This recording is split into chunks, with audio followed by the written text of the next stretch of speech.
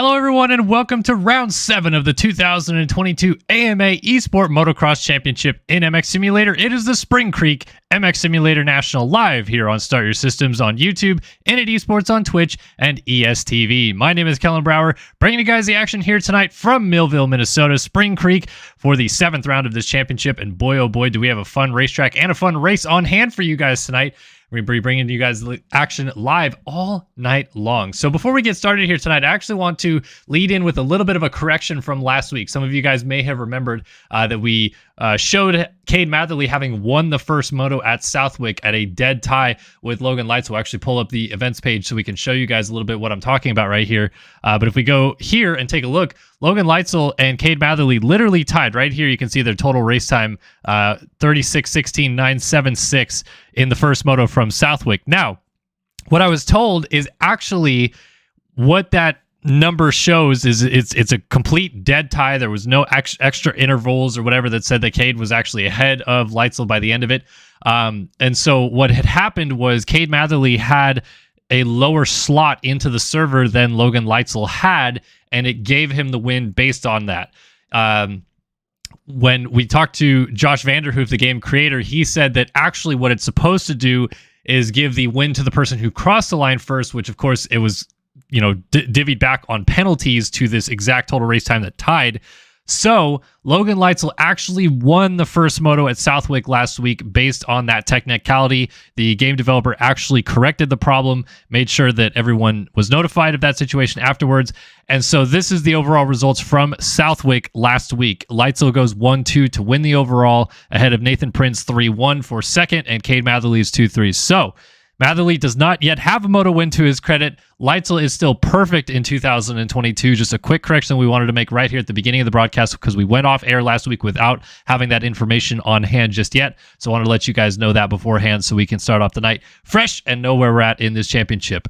Speaking of which, let's get to the qualifying times here tonight from the Spring Creek National. Alexis Leclerc, the four-time champ, has gone fastest at a 2:07.148 here around Millville, ahead of Payson Johnson, Tyler Lang, Nathan Print up into the 450 class this week, and Bryce Whelan also there in the mix. Good to see the time still pretty close. Top 5 separated by 1.4 seconds. It's usually a little bit bigger than that because we see some real disparity between the top couple of guys. But Leclerc, Johnson, and Lang all in those 207s and close in the 207s. So that might set up for a fantastic race here tonight. In the 250 class, though, no surprise to see Logan Leitzel fastest again at a 2:09.507. That is 1.2 seconds faster than Johan Bordeaux, but of course there is no Nathan Prinn in the class this week as he has went to the 450 division to see how he fares with those guys. And we just got the update of no last chance qualifiers from race director Tyler Lang in chat. So we'll get right into the server here in just a minute, finishing up a couple storylines before we get started here tonight. So Chwalek, Shirley, Padani, all there in the mix. Everybody pretty close aside from Leitzel up ahead of that 2:09.5. And talking about the standings after Leitzel was actually awarded the win last week. Of course, now Prinn is 54 down in the championship, but with no Prinn on the line tonight, we kind of almost have to look further back than that. And Cooper Hunt there at 106 points down. That's 2 full race distances down to the point now where we're at round 7 of this championship. Leitzel can really start to actually think about wrapping it up early, especially if Prinn doesn't make it onto the gate for the 250 class tonight, races the 450 class. So that's an interesting storyline right there. But of course, Leitzel definitely in control in the 250 class, and in the 450 class, Payson Johnson still well and truly in control of the 450 championship standings through the first 5 or 6 rounds of the championship. Alexis Leclerc, the only person to dethrone him so far with a victory at Redbud, but Johnson has won 5 of the 6 overalls to counterpart Leitzel's 6 straight overall victories to start the year. So 53-point lead for Johnson ahead of Leclerc and Lang, who are still right there battling it out for second place in this championship. But again, just like the 250 division, pretty big gap behind them. Adam Holm moves to 4th in the championship at 102 down, and Jack Haley with his podium result last week at Southwick goes to 5th as he leapfrogs Supercross champ Braden Carter. So that is where we are looking at everything so far lining up here tonight for the Spring Creek National MX Simulator. We're going to jump back in the server and get ready to go racing because 250 Moto number 1 is going to the line. And we're going to see if anybody has anything for Logan Leitzel, especially with that qualifying time. Might take a first turn crash or some chaos in the opening laps to really knock Leitzel off of his peg here tonight because he looks pretty darn good.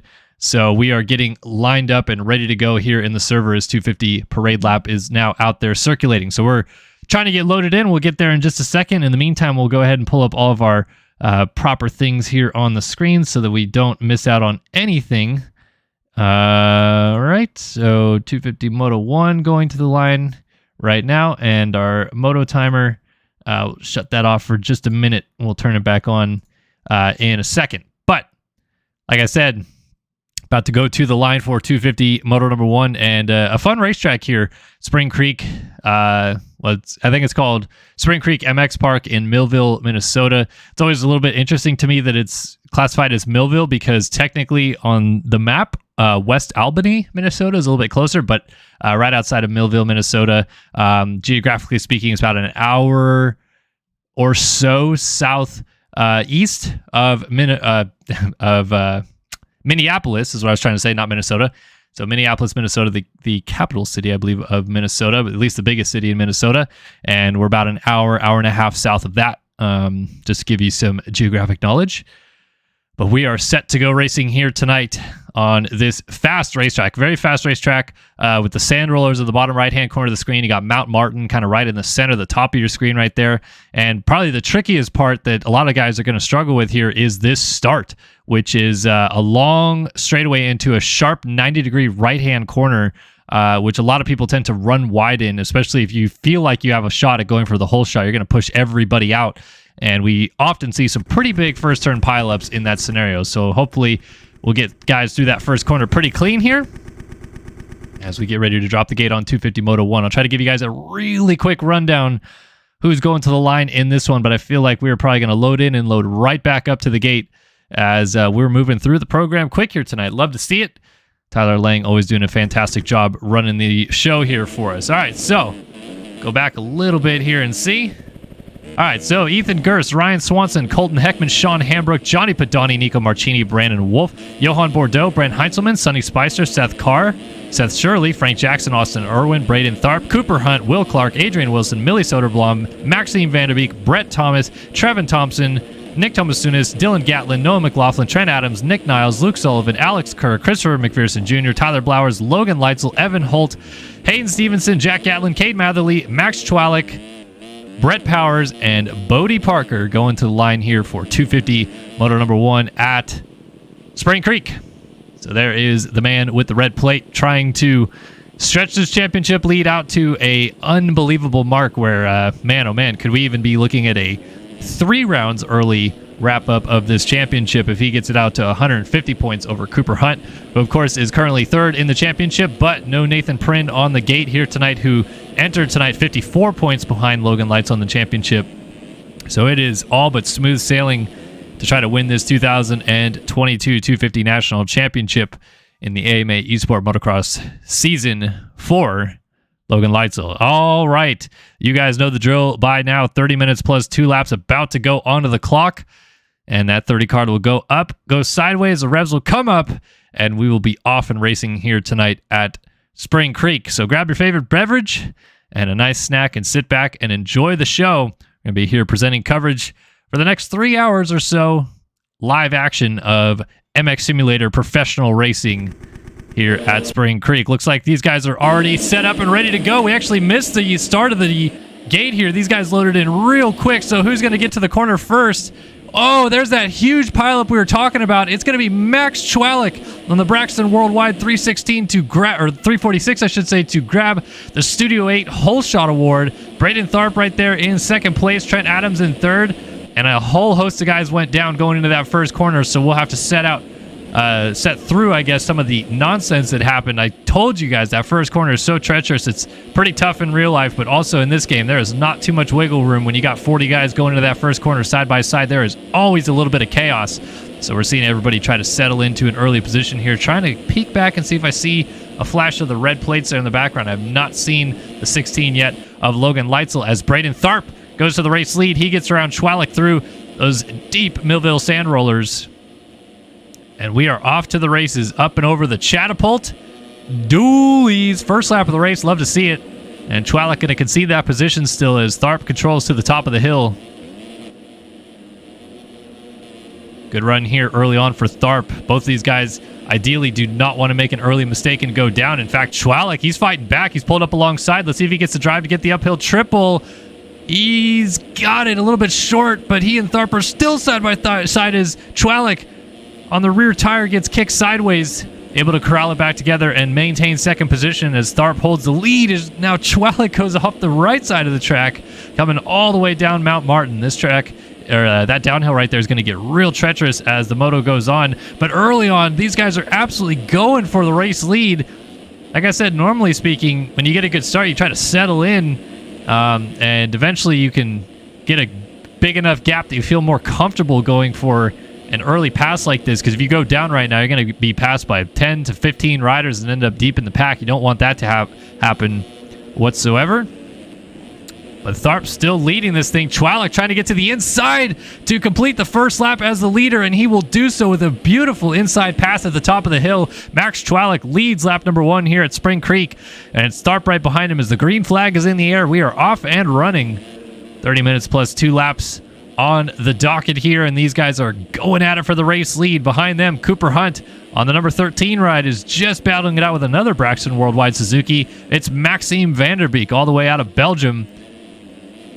Getting right there in the mix ahead of Johan Bordeaux. Whoa, what a nice save by Vanderbeek. Had to come to a complete stop to corral that one back together, but did not fall off the motorcycle. If you are with us for the first time here at the AMA Esport Motocross Championship in MX Simulator, this game, MX Simulator, been around for about 15 years at this point, and you'll hear us refer to fall-off crashes or legs-off crashes a couple times here tonight if you're new with us, and that is essentially when the rider actually falls off the motorcycle, but his hands will always stay attached to the bars, so you'll never see the hands detach from those handlebars. But when he falls off, usually between 8 to 12 seconds is what we call a fall-off crash in this game before the rider is back up and moving and going at pretty much full speed. So you see a gap between that 8 and 12 second range. You're always at a little bit of a danger.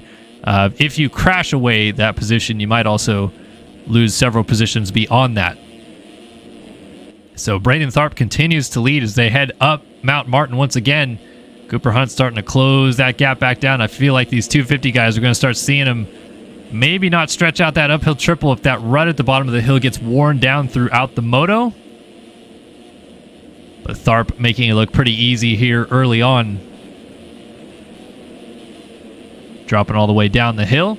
So Hunt in second, Bordeaux, Schwalek, and Vanderbeek now round out our top 5. Marchini in 6th ahead of Shirley. Luke Sullivan now up into 8th place. And Sean Hambrook and Cade Matherly rounding out our top 10. So Matherly, of course, as we led into the show last week, was denied his first ever moto victory and overall victory by literally the skin of his teeth at Southwick. So he would love to rebound and try to get another, or I should say get his first moto win of his career here tonight at Millville if he can.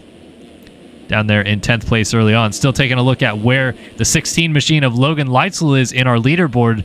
It sounds like he went down in the first corner and then got collected a little bit later on with his teammate just after the finish line jump. So we'll see where the 16 machine is coming through at this point in time as Tharp gets kicked a little bit sideways over that hill. You can see just how deep some of these bumps already are, and they're only going to get worse from there. So Bordeaux is taking over second place from his teammate Hunt. We have lost Cooper Hunt somewhere in the mix. But Bordeaux, a little bit of a mistake, is going to allow that 346 of Max Schwalek back into the fray. These guys get on the rear tire, get that traction planted through those dreaded sand rollers. Bordeaux around the outside. Schwalek with a nice inside move is going to actually make that pass. Back into second place now. Or Schwalek on the Braxton Worldwide machine. Bordeaux going to try to fight back as they head into the catapult. Almost pulls up alongside. Love that jump. One of my favorite on the circuit. Just kind of the way it feeds you into it. It's a really good jump to whip off of. And there we see Logan Leitzel down in 17th place. 31 seconds off the lead. Schwalek goes off the track. Bordeaux going to make the pass, but Schwalek likes this outside at the bottom of Mount Martin to get the drive. We'll see if it works out. Bordeaux a little short on the triple step up. Schwalek gets a great run up the inside. And that'll be a nice, easy pass in the end to move back into second place. And these 250s, 250 cubic centimeter engine capacity, they need all the momentum they can get on a track like this, where the roll resistance in the traction, a little bit deeper sand, along with the huge up and down hills here at Millville, make it so much more difficult to maintain that speed all the way around the racetrack. And just one bad drive at the bottom of the uphill could cost you 4 or 5 seconds, even if you don't crash. So Chwalik early on really using that outside at the bottom of Mount Martin to his advantage. And that is where he took the lead of the race on the first lap of the race, but made a little bit of a mistake right there. So Bordeaux closing back in as we come over the finish line jump onto the 4th lap of the race. But this is a timed affair. We have 30 minutes plus 2 laps for a full moto. So once that 30-minute timer expires, the 2-lap board will be displayed, and then next time through, of course, the white flag will wave to signal the final lap of the race. Still a long ways to go in this one as Chwalik tries to hold steady with Bordeaux pressuring from behind there. Still chasing. Oh, I thought they were still chasing. No, excuse me. This is now the race lead. Chwalik and Bordeaux going at it, so we lost Tharp somewhere in the fray. They're going to split lines again. This time, Bordeaux goes to the inside, Chwalik to the outside. They're still side by side through the rollers. Who gets the drive into this corner? Bordeaux to the outside has it. Chwalik trying to fight back on the inside, but Bordeaux takes over the race lead. A couple foreigners absolutely sending it here in Minnesota, as Bordeaux going to go over the catapult with Chwalik hot on his tail, in a great battle for the lead. Sees the fast Frenchman of Johan Bordeaux, Panini Motorsports' finest, take over the point here. 8 minutes down in this moto, still 22 minutes left on that clock. Chwalik this time electing not to use that outside at the bottom of the hill. Still got a little better drive though, so I think that whatever it is setting-wise that Chwalik has on his Braxton Worldwide machine seems to be working to his benefit when it comes to getting good drive and traction on these uphills.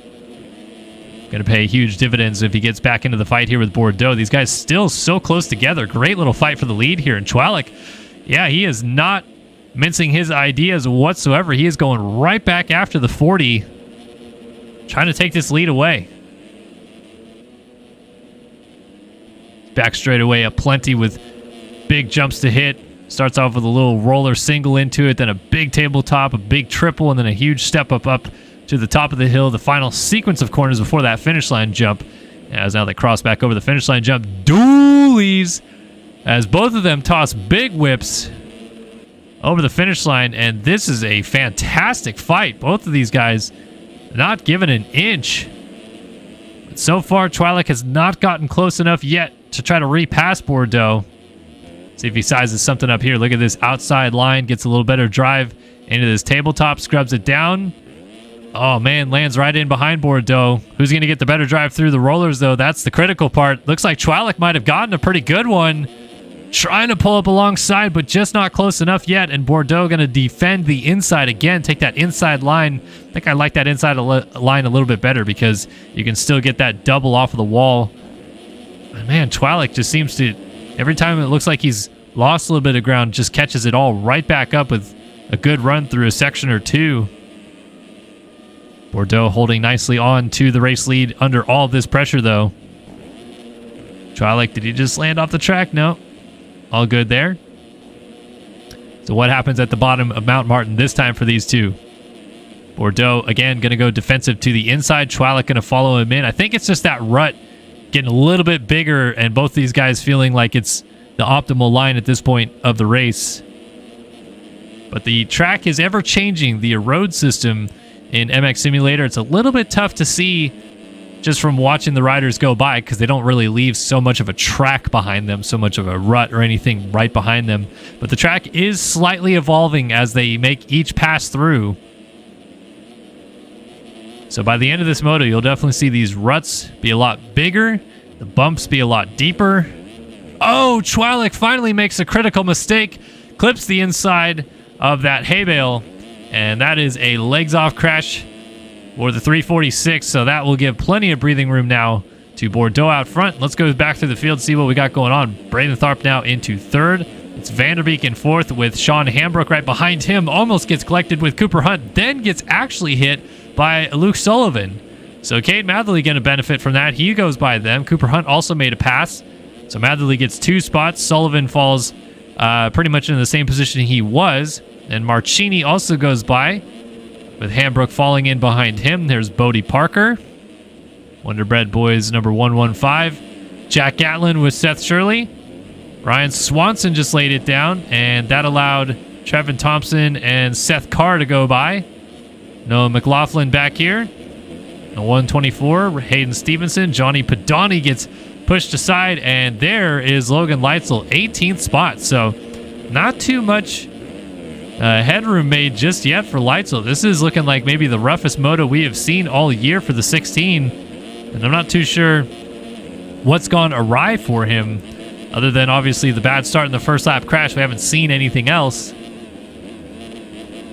Wonder if he's been collected a couple more times with some other guys. Big scrub over that finish line jump and right back onto the power. Oh, that's a mistake right there, and fortunate not to fall off the motorcycle. Might actually not lose a position overall because Trevin Thompson was down on the outside, so Leitzel remains in 18th. But certainly things not going the way of the 16 machine right now. And I'll tell you what, folks, he looks a little bit flustered at this current situation. He still has 17 minutes and 2 laps to try to make amends on this. But pretty clearly at this point, the moto win going to be pretty far out of reach.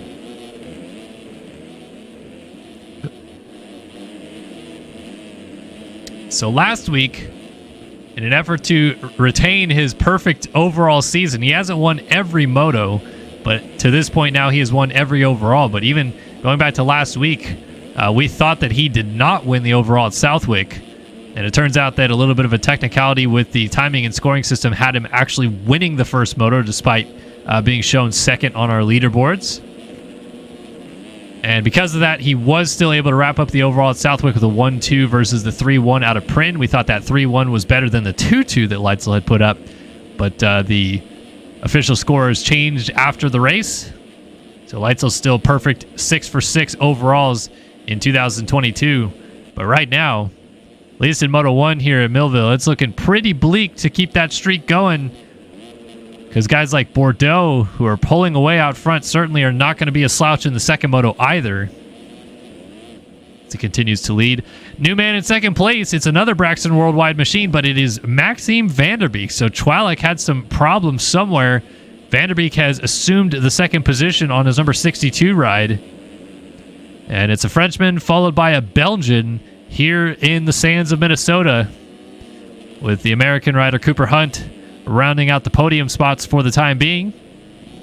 In third place, Braden Tharp in fourth, and here comes Cade Matherly, the man who thought he earned his first career moto win last week at Southwick. Now moving into the top 5 and trying to battle up to Braden Tharp here if he can. Inside line for someone behind him, and that is Chwalik there on the 346. Oh, and Hunt is down into the sand off the side of the track, so that's another position for all these guys. How about Cade Matherly tripling through the sand rollers right there off the wall jump? Haven't seen that line used in the 250s just yet. I'm sure we'll see some of the 450 guys pull that one out, but Chwalik, just like we saw at the race leaders, we got dualies over the catapult. Chwalik is wasting no time to get right on the rear tire of Cade Matherly as Tharp goes down. Matherly gets hit from behind by Chwalik, and he goes down as well. That's going to get to position 2. I believe Luke Sullivan that just went by. Cooper Hunt goes by, and is that Trevin Thompson? No, excuse me, it's Bodie Parker. 115 coming down the hill, but he's going to go down as well. So Tharp goes back by, as did Cade Matherly. And now Parker going to try to get it spun around just in time for the 60 and the 58 of Hambrook and Marchini to go by.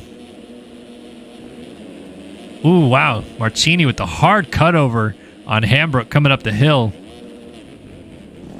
And then it turns into a little bit of a slow race at the top, so Bodie Parker's going to say, whatever, guys, I'm going to go right back by you because you guys are tiptoeing your jorts here at the top of the hill. Nice little move there for the 115. Puts him back up a couple more spots. Cooper Hunt looks like he was just down as well, so correcting his issues there. Falls back behind Tharp. And Matherly, Chwalik, Sullivan. Man, Max Chwalik, he has just been in the heat of battle at every stage of this race so far as we got more dualies over the finish line jump. Every time we watch Chwalik, he's either right behind somebody or right in front of somebody, and the battle continues this time with Luke Sullivan as Chwalik gets kicked sideways through that first corner complex.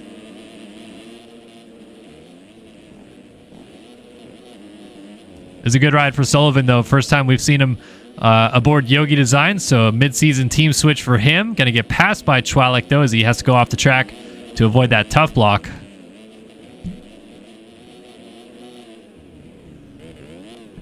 Oh, and then Chwalik went down. So that's an easy pass once again for Sullivan. And boy, just the luck of the draw here. Max Chwalik just cannot stay off the ground. It's really cost him some good opportunities here in this moto. So now we are at the 17-minute mark, so we're just past halfway of this one. 13 minutes on the clock plus those 2 laps at the end. Let's give you guys a top 20 rundown. Give you guys an indication where everybody is in the field here at the halfway point of 250 Moto number 1 as Johan Bordeaux, Panini Motorsports number 40, leads the way as he comes back down off the top of Mount Martin, still controlling this race from the front. Maxime Vanderbeek on the Braxton Worldwide number 62 sits in second as he comes to the top of Mount Martin as well. And Yogi Designs' Luke Sullivan runs in third on his number 11 ride. Fourth for Max Chwalik, Braxton Worldwide crushing it today in second and fourth right now. It's a 346 ride, though, of Chwalik, who holds on to fourth. And the 53 Connect Visual ride, that is Braden Tharp rounding out our top 5. Cade Matherly on his stance number 38 sits in sixth with Bodie Parker, on the Wonder Bread Boys 115 in seventh. Cooper Hunt, the number 13 Panini Motorsports ride, is in eighth. Jack Gatlin on the Connect Visual number 50 runs in ninth. And Seth Shirley, another Braxton Worldwide rider on the 23, rounds out the top 10. Underground RC Phil Ski and Snowboard number 35 ride of Seth Carr runs in 11th, but it's going to be 10th as Bodie Parker was down at the bottom of Mount Martin. So moving into 11th now as well. Sean Hambrook on the iSpec number 58, Parker back to 12th. 13th for Nico Marchini on the Yogi Designs number 60, with 14th place Logan Leitzel, his teammate, on that number 16 ride right behind him. Johnny Padani, the number 180 Underground RC Phil Ski and Snowboard ride, runs in 15th place, I think this is. Yes, it is. 16th for Noah McLaughlin, privateer effort on the 124. 17th for Hayden Stevenson, Proline Designs 312. 18th right behind him is Trent Adams with the 43 Yogi Designs ride. 19th for Ryan Swanson on the Peep.co 137 as he gets into the SpongeBob and comes to a stop. And 20th place right now is Nick Tomasunis, the MXLocker.com, number 80, which I don't think is his actual number. Yeah, he's number 69, so I don't know what bike he's electing to ride here tonight. But Nicky T out there crushing it in real pro motocross and virtual pro motocross. Love to see it. Back to our race leader, though, as we approach the 20-minute mark, so 2/3 of this race about to be done. And the final third coming up, Johan Bordeaux. I believe, and correct me if I'm wrong, anybody in chat, I think this could be the first career moto win for Bordeaux if he's able to hold this one on. He already won a Supercross race earlier this year, but I don't remember him being this strong outdoors last year, and obviously earned number 40, so about 40th best overall in the series last year. What a cool scene this would be for the Frenchman, though, to get his first moto win ticked off if he can hold on for the remainder of this race. Behind him, though, Vanderbeek still sits in second. And it seems as though Bordeaux and Vanderbeek kind of go in waves in terms of their ability to run in the top 3 positions, I guess, would be the way to put it. Bordeaux has won many Supercross races indoors. He has podiumed many times. And Vanderbeek has also podiumed a few times indoors and ran out front, led some laps in Supercross, but have not really seen much of him outdoors this year. So this is by far his best ride so far of 2022 in the AMA Esport Motocross Championship. Still in second. Oh, Chwalik just went down. He was in third. So splitting the difference and taking over third and fourth respectively is Braden Tharp and Luke Sullivan. Sullivan going to go right to work trying to get into that third position, and Chwalik picks it back up at the tail end of this group. So this is a little 3-rider train now for the final podium spot. We'll see who comes out of this one ahead of whom. It's like Tharp able to get a little bit of a gap established. The real battle right now seems to be Sullivan and Chwalik.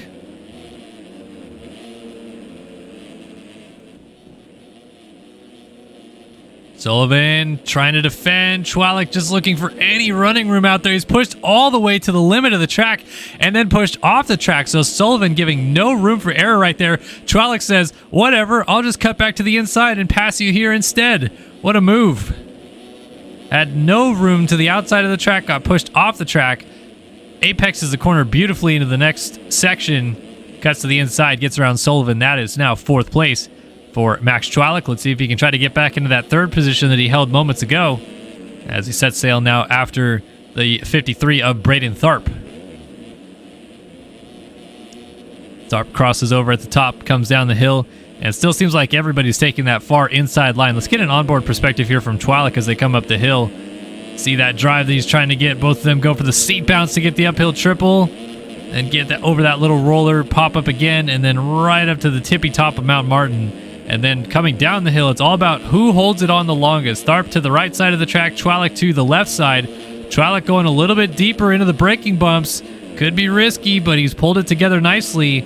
Tharp controls that inside and looks like he's going to hold the spot. Nice defensive maneuver right there for the 53 of Tharp. And a great little fight here for 3rd place continues. They have dropped Luke Sullivan a little bit as Chwalik absolutely sending it. Both these guys scrubbing each jump as hard as they can. Dually scrubs. Oh, Chwalik getting kicked sideways on the landing of the triple.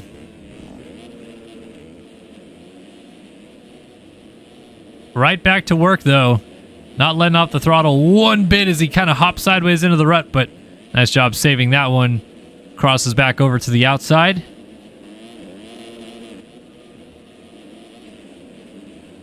Whew. Close race. Who's going to get the better of whom in this one? Oh, and that's Vanderbeek just coming back on from a crash. So this is kind of turned into a battle for second as Chwalik gets to the inside of Tharp. Tharp tries to fight back, closes the door as they head into the rollers. And Vanderbeek right at the front of this group. So it is a Braxton worldwide sandwich. Braden Tharp sitting right in the middle of it. And this is that line that Chwalik likes down the inside. Oh, it just doesn't work, though. Pushes the front end out a little bit. And this fight is incredible. Bordeaux, comfortable lead for him. Doesn't have to worry about what's going on behind. But now this battle for second as Tharp finally clears a little bit of room behind him. Chwalik not right on his heels anymore. Dualies, almost trilies on the big catapult coming up the hill.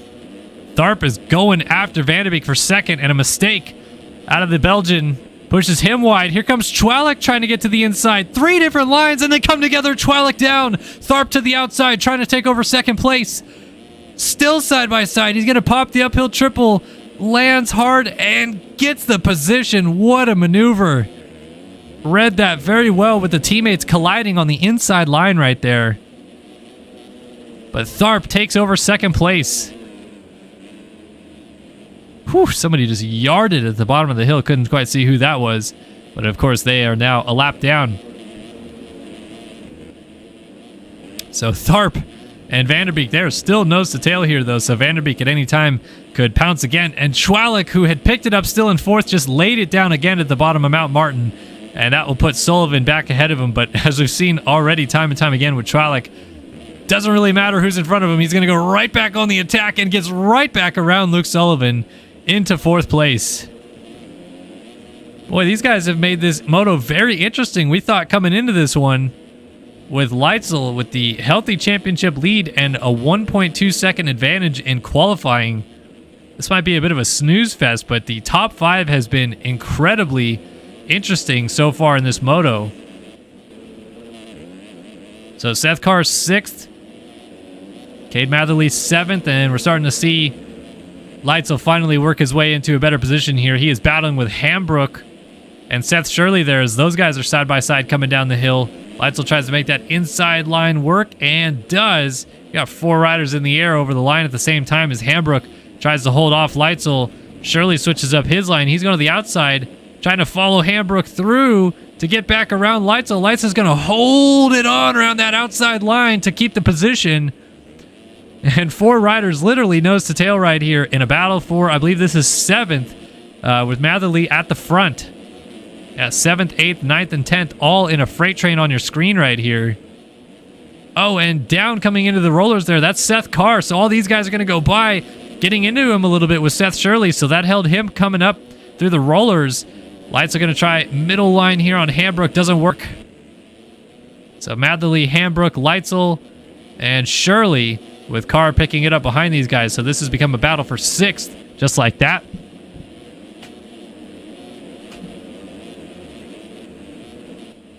Hambrook teetering on that outside line. Oh, Leitzel just went down before the catapult.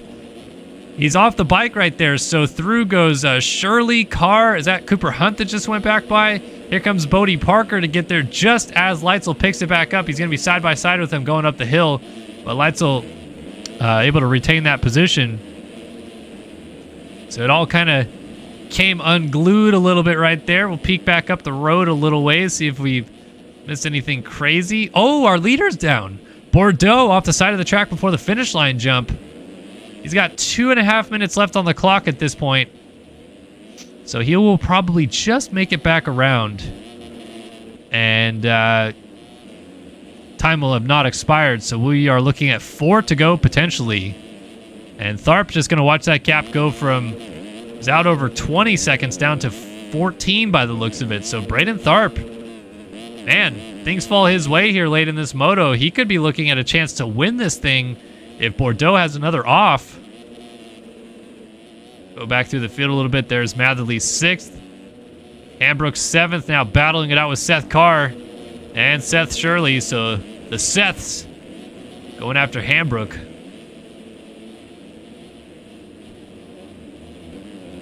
Good little fight here for 7th as it continues on. And, of course, Leitzel dropped out of this one a little bit. Whoa, Seth Carr just rolled the finish line jump and then almost came to a stop on the top of the jump. So I wonder if he was trying to not get landed on by Shirley. He wasn't too sure where Shirley was. Surely he didn't know where Shirley was. And here comes Logan Leitzel, Cooper Hunt, Bodie Parker, all behind those guys. And we have, once again, a little bit of a freight train developing as these two try to push up to Sean Hambrook ahead of them.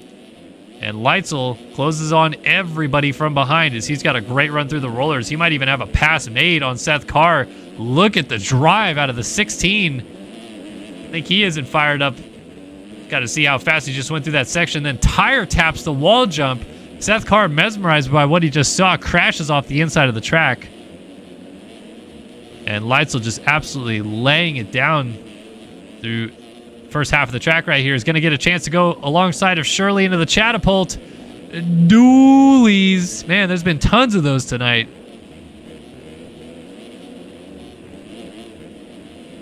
But another spot gained for Leitzel. Now he sets his sights onto Sean Hambrook ahead. Cade Matherly, meanwhile, has started to catch up to Max Chwalik a little bit here. Wonder if we had another mistake out of the 346. And real quick, as time is about to expire, I want to see where Bordeaux is. So yeah, we have got, he crossed with 10 seconds left on the clock officially. I know the timer in the upper right-hand corner of your guys' screen is a little bit messed up, but it's about to kind of correct itself when we go back to 0.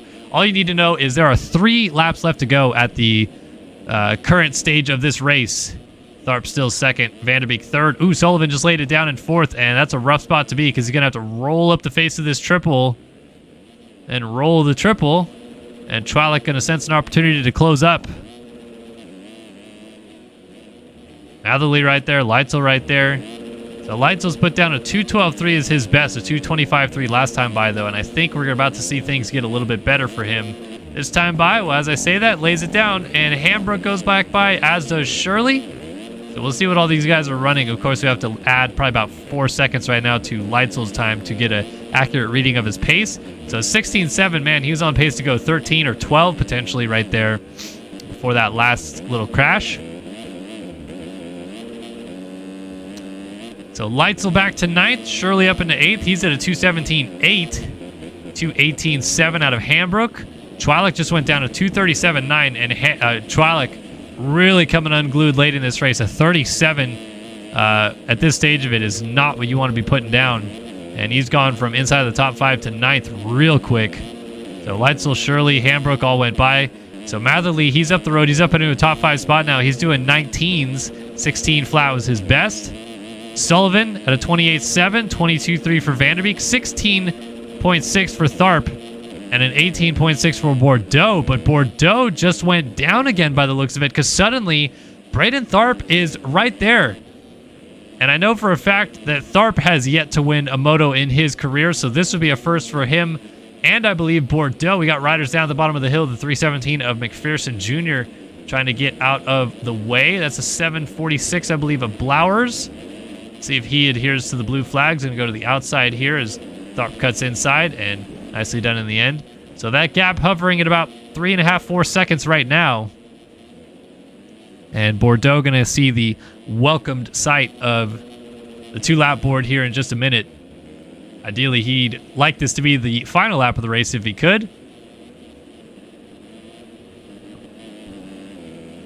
But just missed out on the timer there. So 2 laps to go here at Spring Creek.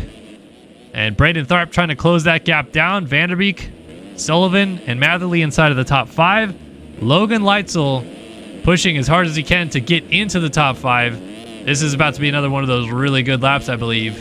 So let's stick on board with him for just a minute, see what he comes across at.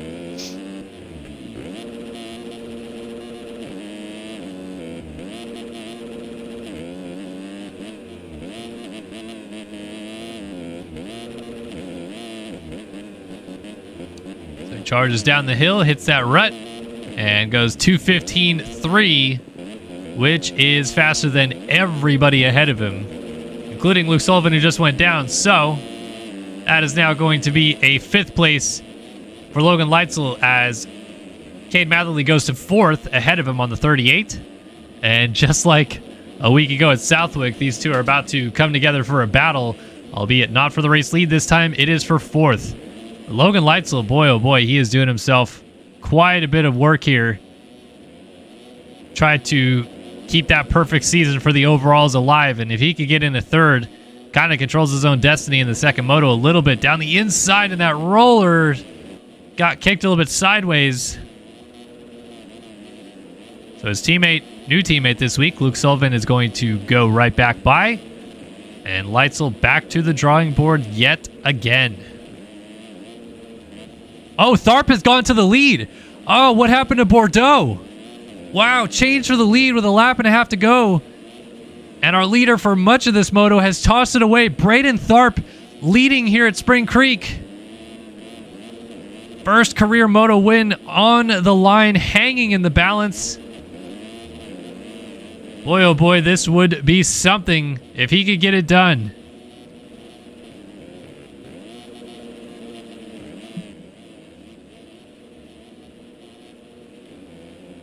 With the lead that he has at the current stage, essentially just needs to put in one clean lap and not really have any mistakes, nor a crash, of course. 4.6 seconds. He could control this thing with one clean lap. Final lap of the moto.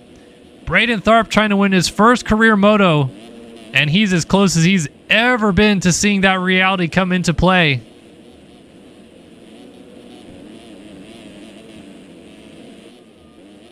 And oh man, not sure what happened to Bordeaux, but this just put Tharp in the perfect position.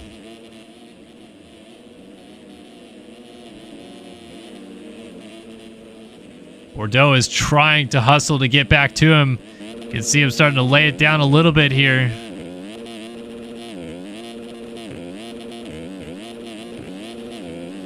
.5 seconds though, still the gap. Tharp is controlling his own destiny at the front, even tripling into the sand. Honestly, I don't know that if I'm first moto win is hanging in the balance, that I'm going for a send that could put you down if you get it wrong. But hey, I'm not leading the moto right now. Tharp is, so he can do whatever it is that he wants to try to close this thing off. I feel like Mount Martin will be the last real moment that he'll have to worry about things going real awry. This downhill's pretty easy to get right. He's going to go to the outside. Just get a clean enough drive to get over this little roller right there and then pop the triple. I think Bordeaux just went off the track.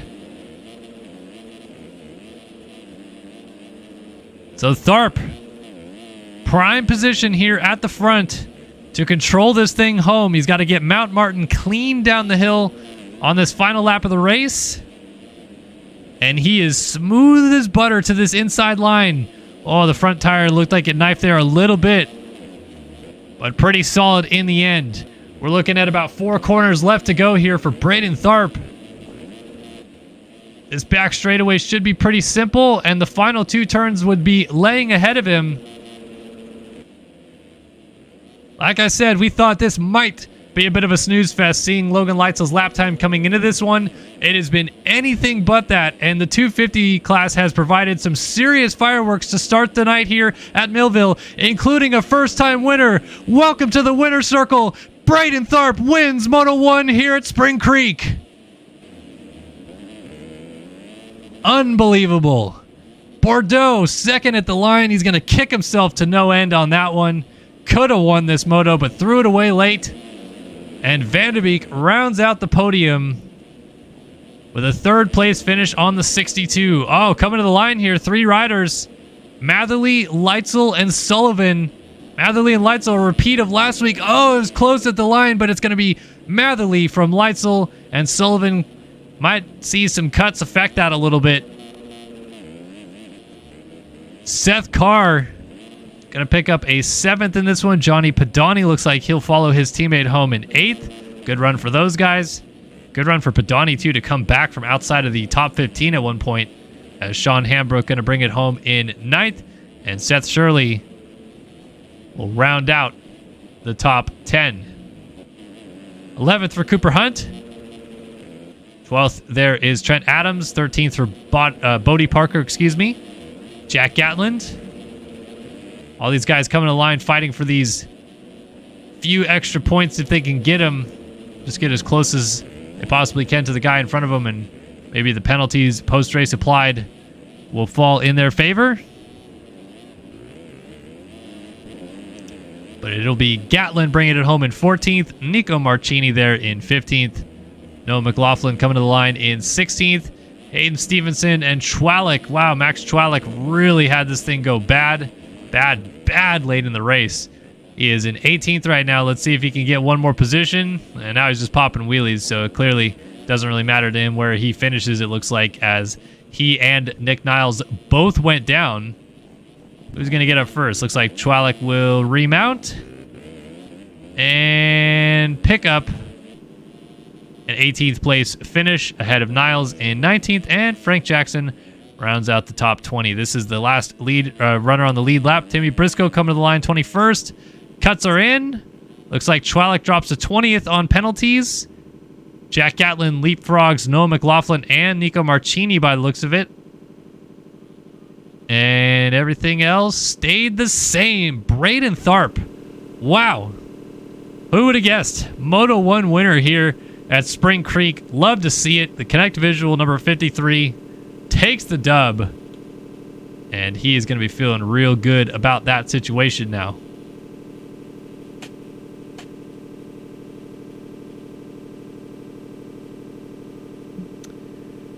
All right, so we are certainly off and running here tonight at Spring Creek, as one moto of 4 is now done. 450 moto number 1 will be coming up next. And of course, we'll see the big guys. Payson Johnson, the championship leader.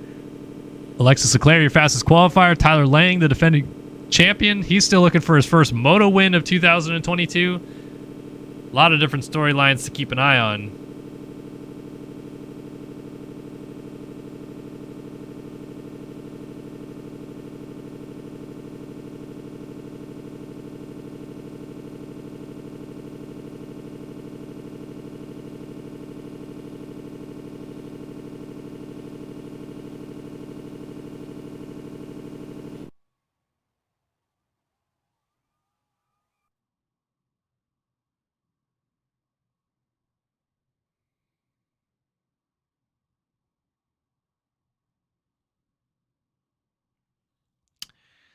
All right. little bit of a quick intermission time here as we get loaded into the gates for 450 moto number 1.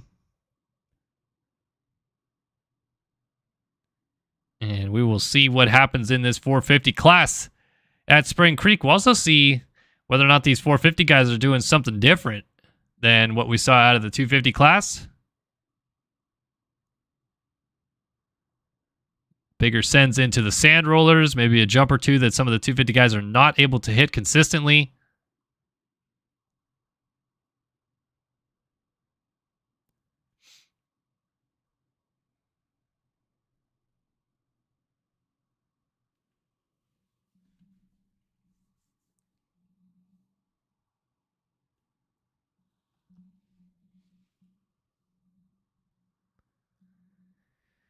Here's a view overhead of the Spring Creek MX Park track. And the dreaded sand rollers in the bottom right-hand corner of your screen. We got the catapult right there in the middle. Mount Martin kind of middle up. And a whole lot of fun stuff around this facility. Arguably the greatest track in America. I know a lot of people always say Redbud. And Redbud is a fantastic track, no question about it. But in terms of utilizing hills and some really, really cool sections on a racetrack, I'd put Millville up against almost any track for one of the best tracks in America. But of course, that's open to discussion. I know a lot of people have different opinions about that. Definitely a really, really cool racetrack. And excited to go there this weekend myself. I'll be flying out to Minnesota tomorrow, actually. Catching a flight out of here early in the morning. And heading out to Millville to work my my day job, as they like to call it.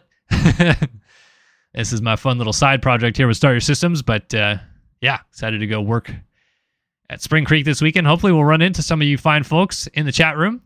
If you're going to be at Millville on Friday or Saturday, let me know. Always cool to run into you guys, but it's also like impossible to get good service at Millville for some reason. I don't know why this track of all the tracks has no service every single time, but not very good track. RJ Ellie asks, what is my favorite track in Europe or EU? In terms of GPs, I would say my favorite track is Locket in the Czech Republic. I just love the hills that are utilized there. It's a very picturesque facility. Yeah, it's just like a very quintessential Grand Prix style track, and I love it. I don't know how to say that I love it or how much I like it other than that. So, yeah. I wasn't at Southwick because we have a lot of our racetrack's office is located on the East Coast. We have a lot of our team members out on the East Coast, so it's a close race for them to go to, Southwick. And so I was not there. All right, let's give you guys a rundown of who's in this 450 moto number 1. Roy Mitchell, Pablo Vial, Kyle Carpenter, Payson Johnson, Caden Gross, Tyler Lang, Caleb Hall, Anthony Pachone, Aaron Rockefeller, Chris Post, Devin Davis, Jack Mark, Brandon Larson, Peter Like, Jack Haley, Matthew Grist, Trevor Spencer, Austin Baird, Dylan Cavacuti, Brandon Castellaneta, Caden Speck, John Heilman, Zach Fisher, Jeff Cooper, Adam Holm, Dylan Adams, Nathan Prynn, Blake O'Brien, Daniel Mills, Braden Carter, Ethan Parks, Jacob Hubbard, Chase Blakely, Ashton Rakowski, and your fastest qualifier himself, none other than Alexis Leclerc.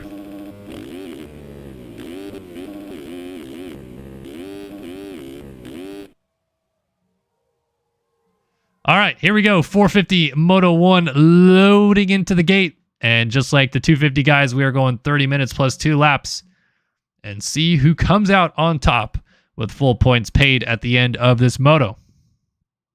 Alex, I don't think I'll be at Loretta's right now. My wife needs to get surgery that week, so I need to stay back and tend to the family. But definitely will try to be coming in the near future to Loretta's. All right, here we go. 30 card is going to go sideways. This time we're going to get a clear view. Who's going to get the whole shot? 450 Moto 1 time at Millville.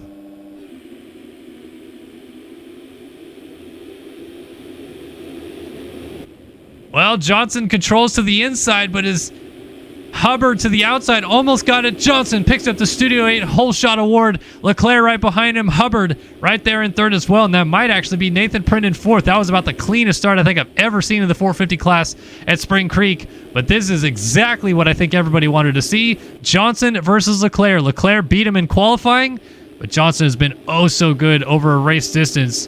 Leclerc knows his way around this racetrack very, very well, though. Trying to get his second overall win of the year right here, right now, as we get started here in 450 moto number 2. Leclerc tripling into the sand rollers, tripling out to the inside. Oh, gets into Johnson, and Johnson's down off the bike. Several riders will go by. It's a rough place to crash on the first lap of the race as so many people are going by. He's getting hit from behind again and somehow stays on 2 wheels. But a lot of guys went down. Oh, he's down again. So Johnson went from leading the race to down and almost at the very back of the field in the blink of an eye. And that puts Alexis Leclerc out front. I don't know what BNBSOL is supposed to mean, but that is what Leclerc is running for his team name tonight. Interesting. Not sure what that's all about. So Hubbard settles into second. Heilman is in third there on the 44, and the 33 of Caleb Hall right behind him as they drop down the hill on the first lap of the race. Brandon Larson also with a good start. I think that's Braden Carter on the 9 right in the mix. Jack Haley, the 1 of Tyler Lang. So a slew of champions right here, the 9, the 2, and the 1.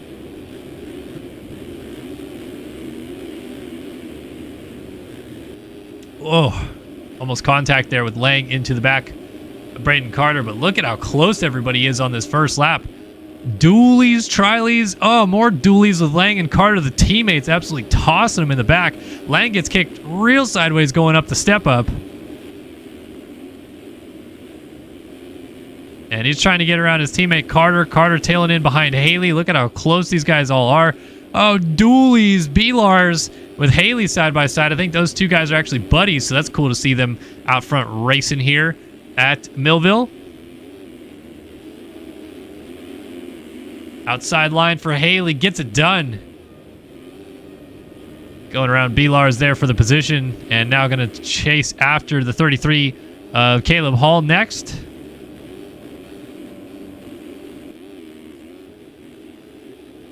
Yeah, I don't know anything about that crypto stuff, so apparently Leclerc's team name is Crypto for Binance, Solana, Bitcoin, and Ethereum, so he's also all aboard the SafeMoon train there early on in the year. I guess Leclerc is just a crypto guy. Who would have known? But thank you, Reed, in chat for learning me some knowledge, because I literally had no idea what that was. So Lang has gotten around Carter. Someone just barrel rolled off the track. That was B-Lars in the background. Blakely's moving forward, as is Jeff Cooper. And Payson Johnson is, wow, down in 33rd place. Rough start for the 51. Let's go on board here early on with Lang, get a view from his perspective as he tails Jack Haley coming up Mount Martin.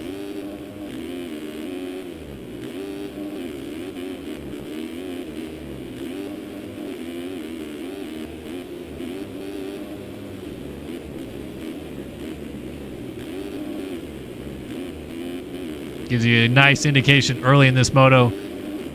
At this point in time, the track's still pretty smooth. I know it's bouncy and rough in some spots, but that is all pre-made rough and chop.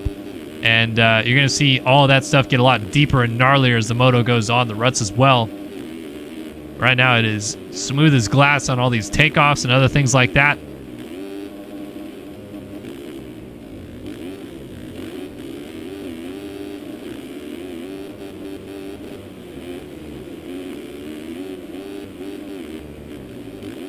Lang scrubbing the finish line jump.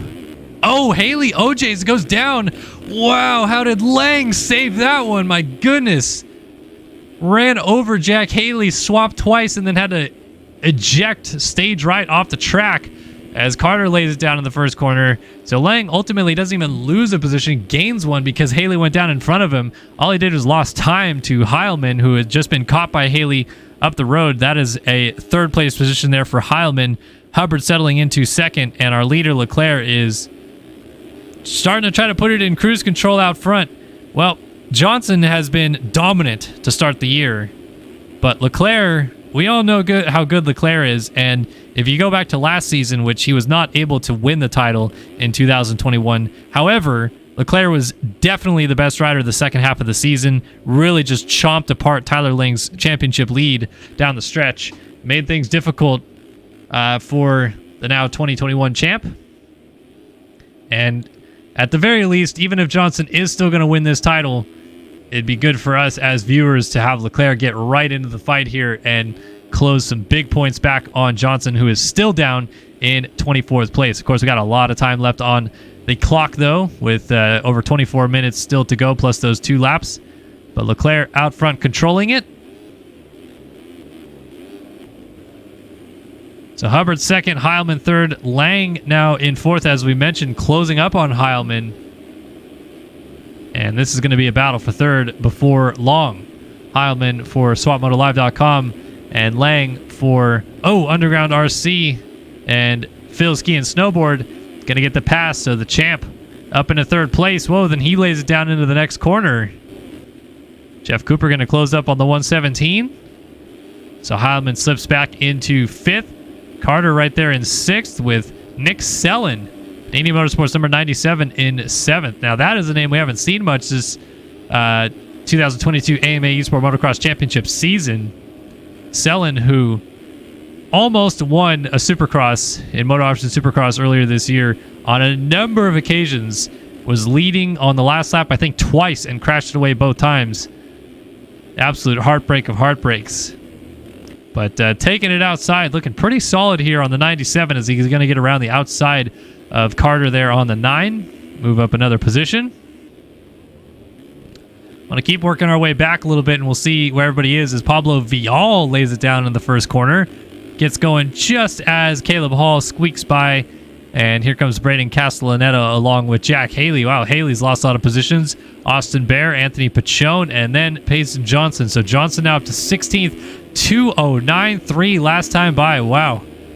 Johnson's certainly meaning some business right now. Well annoyed with his current situation by the looks of it.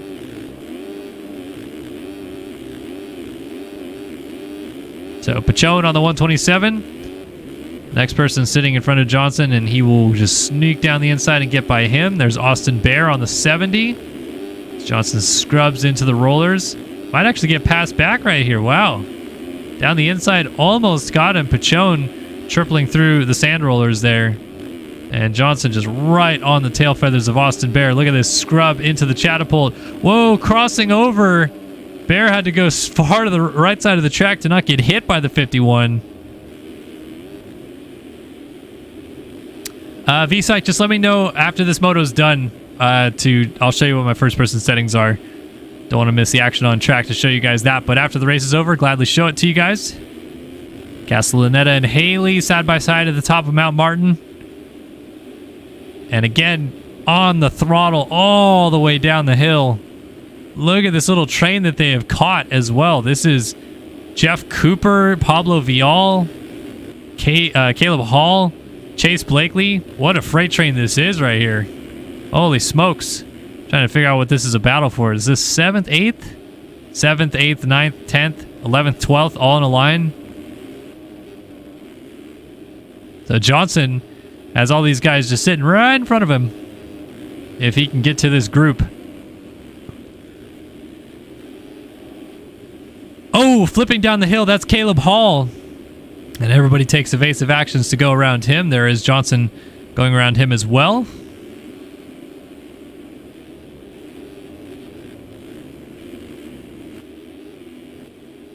Ooh, Haley down, coming onto the start straight.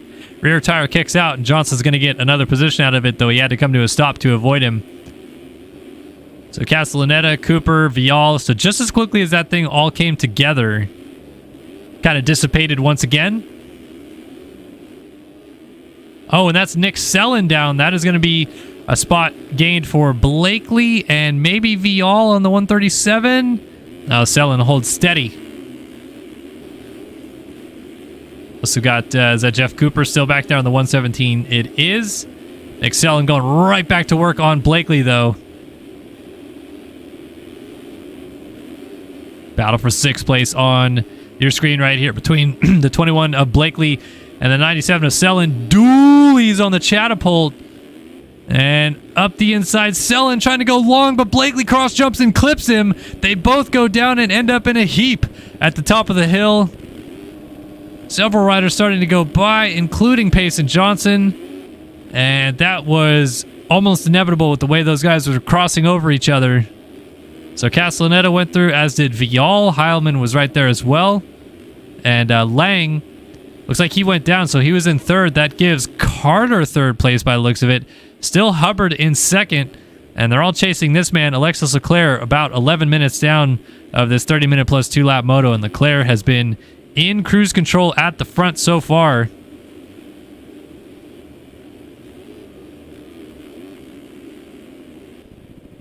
This is looking like the Leclerc of old a little bit. Fastest qualifier here tonight. Clearly the fastest rider on the track right now. Getting good starts. Didn't get the whole shot though. I will say that was Johnson this time, but Johnson went down early on and Leclerc has taken off from that point. So we'll try to keep playing the math game a little bit here if Leclerc goes on to win this moto, and Johnson, depending on where he finishes, how many points he'll lose. As a reminder, it was a 53-point deficit in the championship coming into the second half of this season that Leclerc was looking at. And Hubbard gets stood up on the outside berm there a little bit. Then we got Carter, Heilman, and Lang, followed by Vial and Johnson, now up into 7th.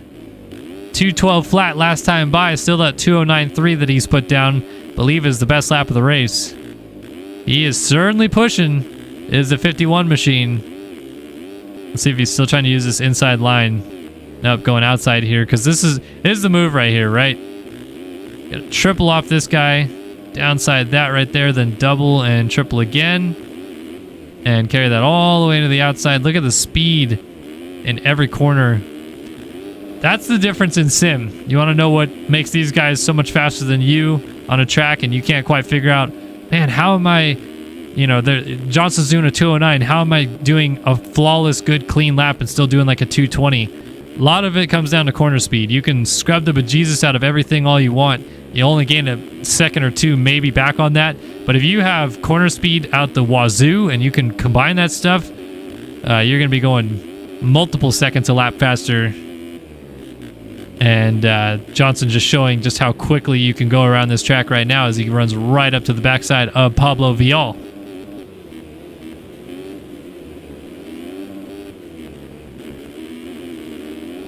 Vial gonna go defensive. Johnson just jumps to the outside, which turns to the inside. And a pretty easy pass, but he's gonna go down. He clips his head on the inside hay bale, just like we saw out of Chwalik in the first moto of the 250s. Same thing happens there for Johnson. Unbelievable.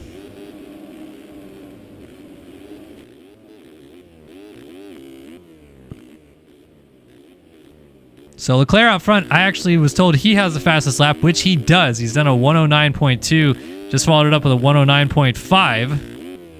So he has it looks like two of the three best laps of the race, because that 109.3 out of Johnson was the other one that's mixed in there. Not really many battles really going on. We were trying to focus on Johnson's progress.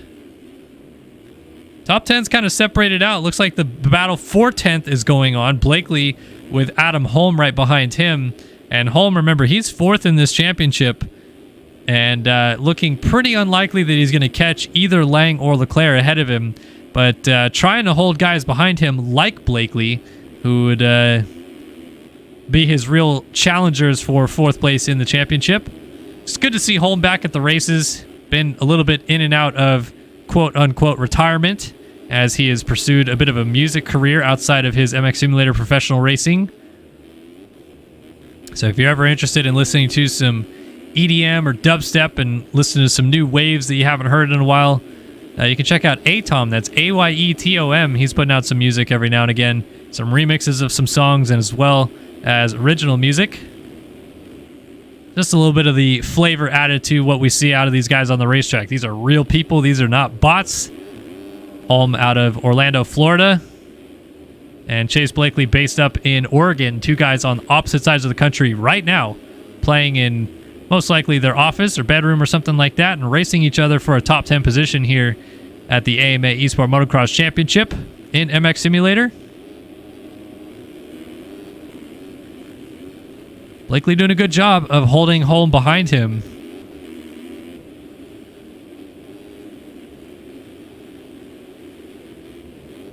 Looks like that battle might have stagnated a little bit as well. We'll go up to Pablo Vial working on John Heilman. Side by side for these guys. Oh, Vial almost gets collided into a little bit there as Heilman just kind of weaved a little bit left on the takeoff of that jump. But in the end, Vial just too strong. Makes a good quick pass there on Heilman up the inside as they come down to click on to the 8th lap of the race for them.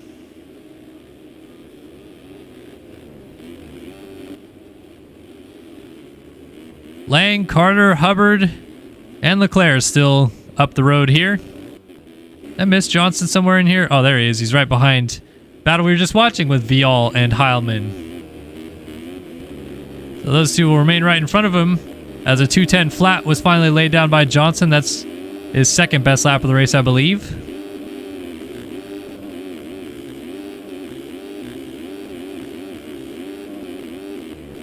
So going to go around Heilman, put his sights onto Pablo Vial.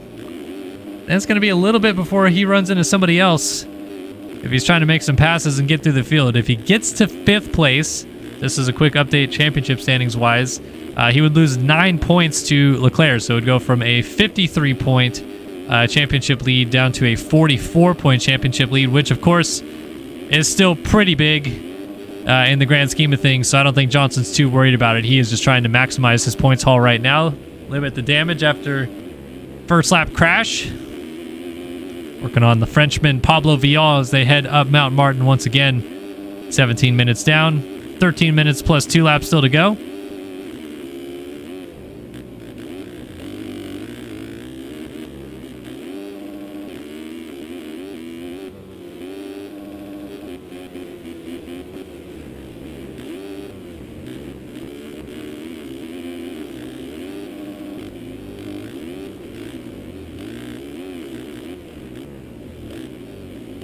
Oh, bouncing over a little bit. Johnson getting kicked around.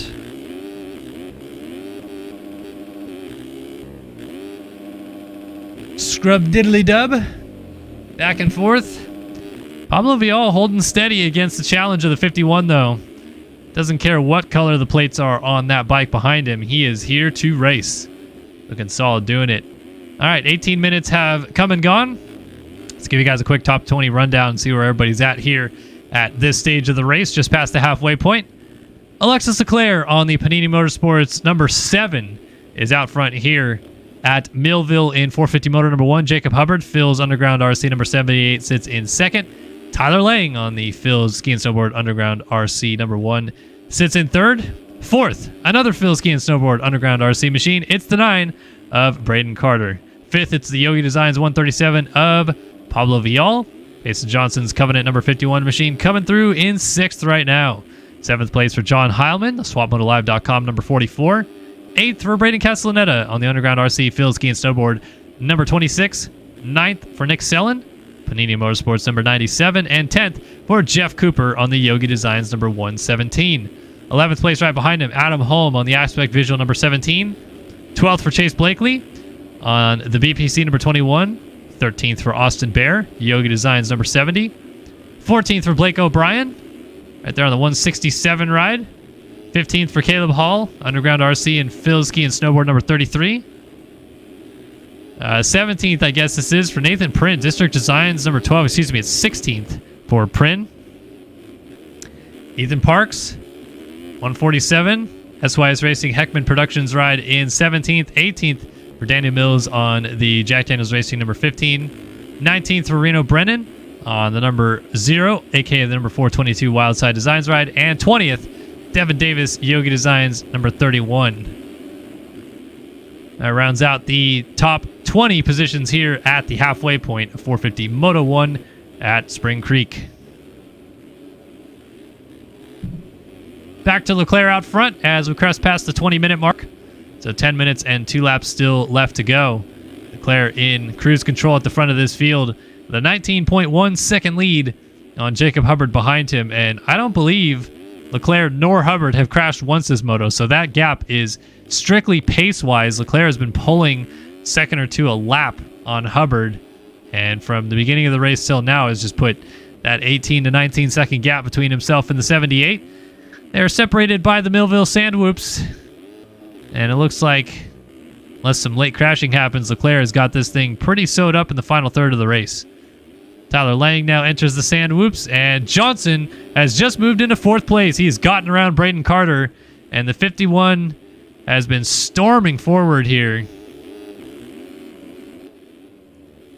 So Carter defended for a couple laps there, but Johnson's speed looks like it was inevitable that he was going to get to him. In fact, he just laid down a 2:08.7 last time by to lay down the new fastest lap of the race. That is rather incredible pace out of Johnson. And he is still pushing. I mean, with the time that's left on the clock, if things get really wild, it's certainly possible for Johnson to not only get a podium, maybe even still get second in this race. I don't know that he'll catch Leclerc, but he is only 7 seconds behind Lang, and I think another further 7 or 8 seconds then behind Hubbard. And the pace that he's putting down, it's only a second faster than Lang, but right now 6 seconds faster than Hubbard. So Lang is catching Hubbard quite a bit. Johnson's catching Lang by about a second a lap, but I don't think we're going to have enough time left if that's the case for the rest of this moto. So let's get a lap time check this time by. I just want to see if things remain status quo or if Johnson's eating away some more time on Lang now that they're all in free air a little bit.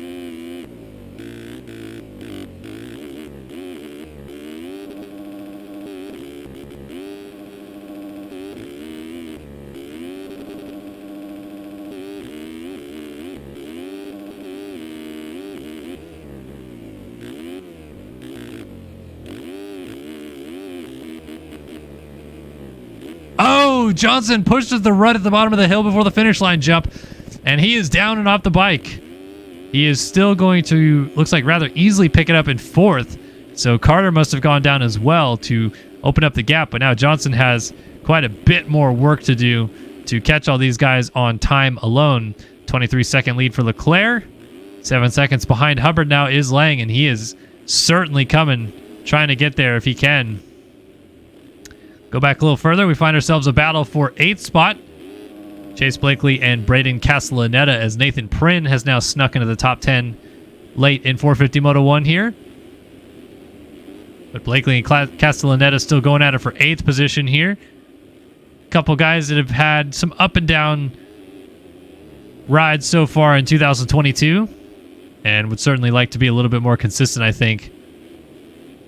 Starts are so important in the AMA Esport Motocross Championship, and sometimes these guys have not been fortunate enough to find themselves towards the front early on. And I think that's the biggest detriment for both of them, because both these guys definitely know how to land inside the top 5 consistently. Looks like Blakely's opened that gap up. In fact, Castellaneta actually just went down on the backside of this little step over. So that is going to be Prynne that just went by, moving into 9th. And we don't have any Prynne's gear or bike because he's normally in the 250 class, and I don't think his team had made him a 450 to use for the races.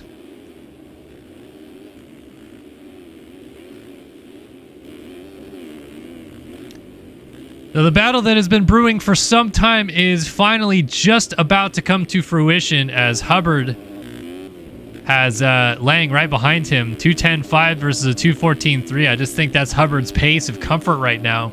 I don't know if he can go much faster than that. So Lang, who has been laying down 2:10s, an occasional 2:09 here and there, has certainly been eating time away at his teammate who runs in second place. A 2:11.4 versus a 2:16.8. Another 5 seconds pulled back on his teammate. And you'd have to imagine, if things continue to go the way they are, that Lang might have the pass done here before this next lap is complete.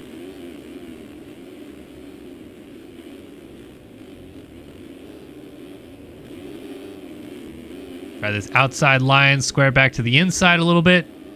Get a better angle into this little step up, and then you want to carry all the speed through this turning corner into the rollers. Get on that rear tire, keep the front end light. bounce your way down here. Lang is going to follow his teammate to the outside. Both of them going to come out of this one. Look at Lang's line. Woo, got a little close right there. Hubbard holding position. Lang to the inside, trying to make that pass. I think Hubbard eventually just said, enough of that. You can go ahead and take it, Sunshine. So Lang takes over second place and is looking at a 15-second deficit to race leader Alexis Leclerc, who reportedly had another crash. Shout out to Quinn 10 Lee in chat for letting me know. So Leclerc, another fall off. Yeah, 226.2 definitely had a fall off somewhere. That is way too large of a lap time for a normal lap out of Leclerc. So it's not smooth sailing just yet for the fast Frenchman on the 7. Got to be wary that a couple more mistakes down the stretch of this one could cost him the moto win, especially with the way that Lang has been riding. And what a lap Payson Johnson put down, a 2:06.8. That's about 3 or 4 seconds faster than anybody else on the track right now.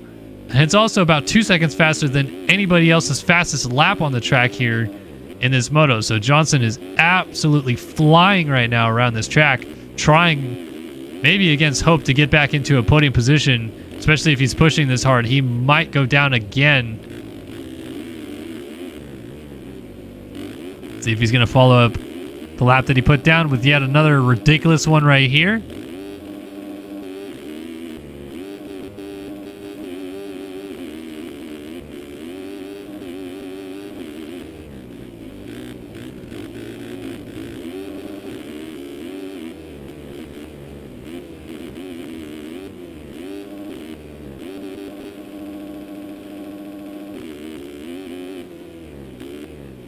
Look at that line just hopping right over. Does a 2:12.9, 2:16.2, 2:11.2, and a 2:11.5. So the two leaders are still going faster than him out front.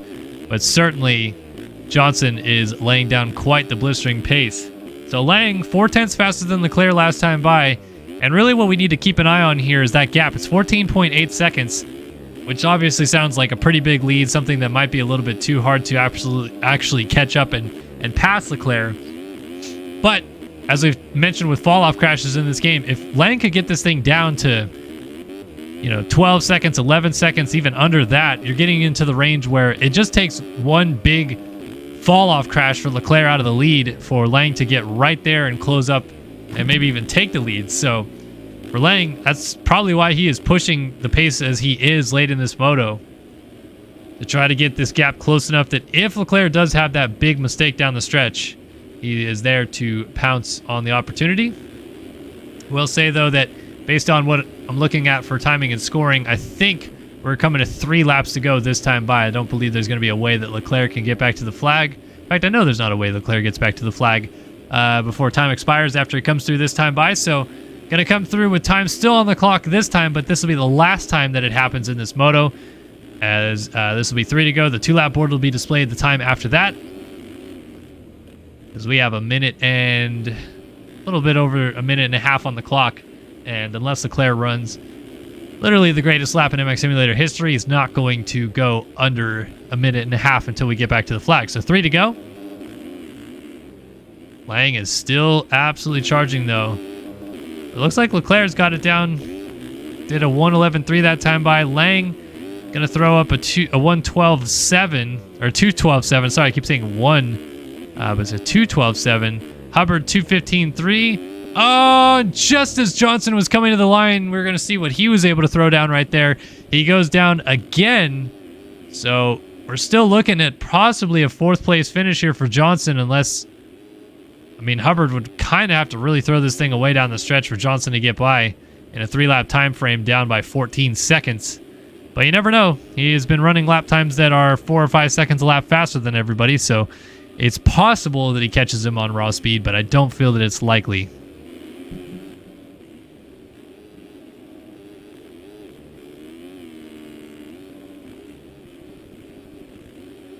So as we hop through the rollers a little bit, Johnson just getting on that rear tire.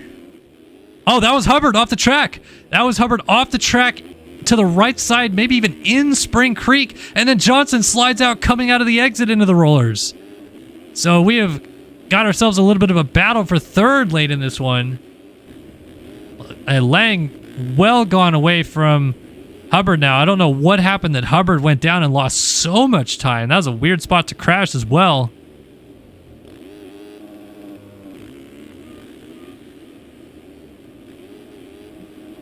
So settle back into third place, but Johnson is smelling some blood in the water as a 2-lap board is about to be displayed for race leader Alexis Leclerc. So up the hill they come. Johnson's got to be a little bit careful here because if he crashes again, Braden Carter is going to be right there. So as much as he wants to push and try to get into third place late in this thing, another fall-off crash would also cost him 2 points in the championship. Which again, it's not that big of a deal right now. The championship picture looks having Johnson with a 46-point advantage off of the 53-point lead that he had coming into the moto. And, oh, Hubbard down again, so Johnson's going to easily make the pass. Hubbard is going to watch Carter go by and get into fourth place. But again, still not out of the woods just yet is Johnson, even though he's in third, because just one fall-off crash puts both Carter and Hubbard both back by him and shuffles him back to fifth. So now limiting the damage, only losing 5 points this moto. So provisionally speaking, a 48-point advantage in the championship as things run. But for Leclerc out front, 2 laps to go. Cruise control once again with a 17-second lead on Tyler Lang. It's looking like it's a bit too far of a stretch to assume that Leclerc might have a fall-off crash and a slew of mistakes down the stretch here.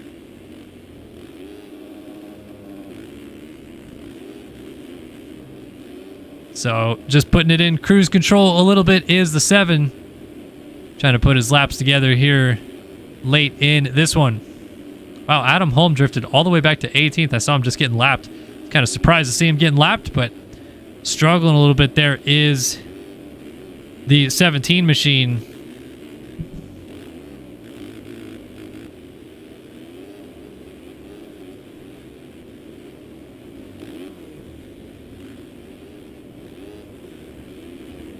So Leclerc works to the bottom of Mount Martin.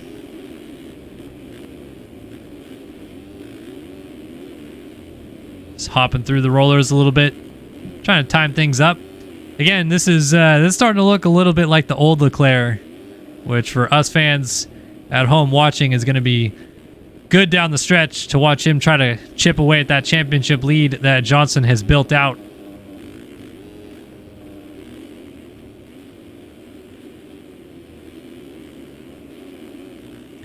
So here we go, white flag about to be displayed. 1 lap left to go here at Spring Creek for 450 moto number 1. Leclerc in control at the front. Johnson looks like still got Hubbard pretty close, but Carter has fallen back a little bit. It might still be close enough that if Johnson falls, Carter could get him as well. Wow, Pablo Vial is right there. So that's a little bit of a fight brewing. Looks like everything inside the top 10 has opened up a little bit, so we'll go back to Vial here, who is running in 6th position, trying to get into 5th around the 9 of Carter. And he has come from a little ways back to even get here in the first place. So this is a solid late race pace out of Pablo Vial.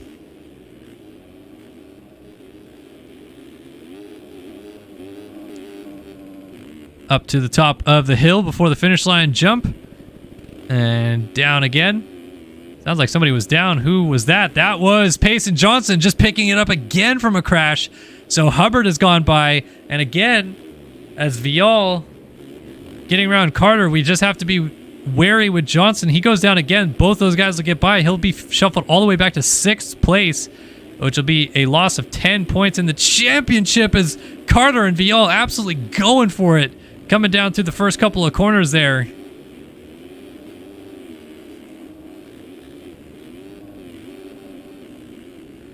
Woo! What a ride. These guys are having a good one out here as they get on top of the rollers and carry some momentum through. Johnson right in front of him still. This fight is going to go down to the bitter end by the looks of it as Carter gets swapped sideways. Oh, that's going to be a lot of time lost because he did not get a good run through there. And Johnson's still working on trying to catch Hubbard for 3rd. This could be a fight that we'll see come down to the flag as well. But for our race leader, Alexis Leclerc, I believe this will be his 3rd moto win of 2022. as he's trying to set himself up for his second overall win of the season, but more importantly, just chip away as many points as possible to maybe make this thing interesting down the stretch as we enter the second half of the 2022 AMA Esport Motocross Championship. 450 Moto 1 at Spring Creek goes to Alexis Leclerc. Tyler Lang looks like he will get second. Johnson did get back around Hubbard, but Hubbard is charging down the inside of Mount Martin trying to get there. Johnson pushing through the ruts a little bit, but nice job to corral it, not have the front end go over that rut. Still charging these last couple of corners. If he goes down, though, those guys are right there to pounce. You never know. Cuts could come into play if Hubbard stays close enough, too. So down this back straightaway, scrubbing that. Scrubbing the big triple. And floating up to the top of the hill. Let's see if he gets this last turn right. He has crashed so many times in this corner at the bottom of the hill. Let's see if he gets it clean this time. Yeah, all good in the end. So Johnson rounds out the podium in 450 Moto 1. Hubbard will pick up 4th. Vial comes through to take a top 5 finish away from Braden Carter in the end. Nick Sellen is in 7th, and he should be fine there. Chase Blakely in 8th. Jack Haley in 9th. Castellaneta in 10th. Devin Davis 11th. Caleb Hall 12th. Reno Brennan 13th, and Daniel Mills, first guy lap down in 14th. So these guys still coming to the flag. So is Mills, Jeff Cooper, Adam Holm, Austin Bear, Kyle Carpenter, Blake O'Brien, and Nathan Prin rounding out those positions. Let's go up here and see if Haley can get things a little bit tighter. He's got Castellaneta behind him. He's got Blakely right in front of him, but looks like Haley's got this thing pretty well under wraps, and there's actually somebody right behind Haley that is a lap down. Might be Brandon Larson, actually, now that I look at it. Ooh, Caleb Hall just went down out of 12th. Is that going to cost him a position? It might. Here comes Reno Brennan hopping into the corner to the outside, and this thing got a little bit closer for comfort than Caleb Hall would have liked at the closing stages of this one, as we're just going to watch from the orbit camera here.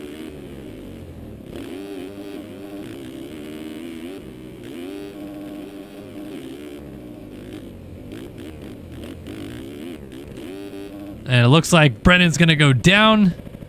And, of course, he was the last guy on the lead lap anyway. So he will retain 13th place, no problem. Let's take a look at the penalties post-race.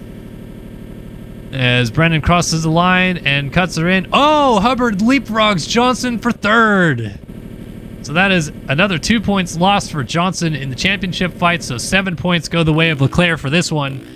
Brings it from 53 down to 46. And looks like K-Carp got around Austin Bear on cuts. And Nathan Prin got around Blake O'Brien for 19th on cuts. But that was it. Yeah, it's 450 Moto 1 is in the book. So I forget who it was. Someone asked for my first-person settings, so we'll real quickly show you guys. I run FOV at 105. First-person height is at 1. Angle is at 25. And the gimbal is at 50. I play in third person, and I have a height of 5 and a distance of 10. So if you're interested in that, you wanted to learn a little bit more about that, that is what my settings are. Just a little bit easier for you guys to see that after the race, so we don't look at that during, and it blocks a bunch of the action on screen. All right. 250 Moto number 2 coming up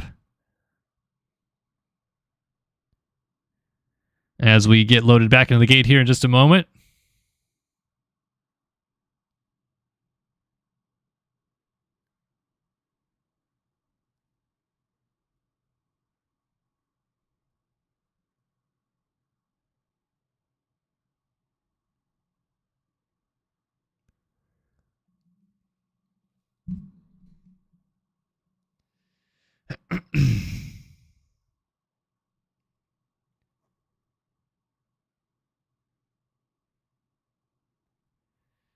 All right, let's pull up the results from 250 Moto number 1. We'll give you guys a little bit of a rundown of who was in the race and how they fared, of course.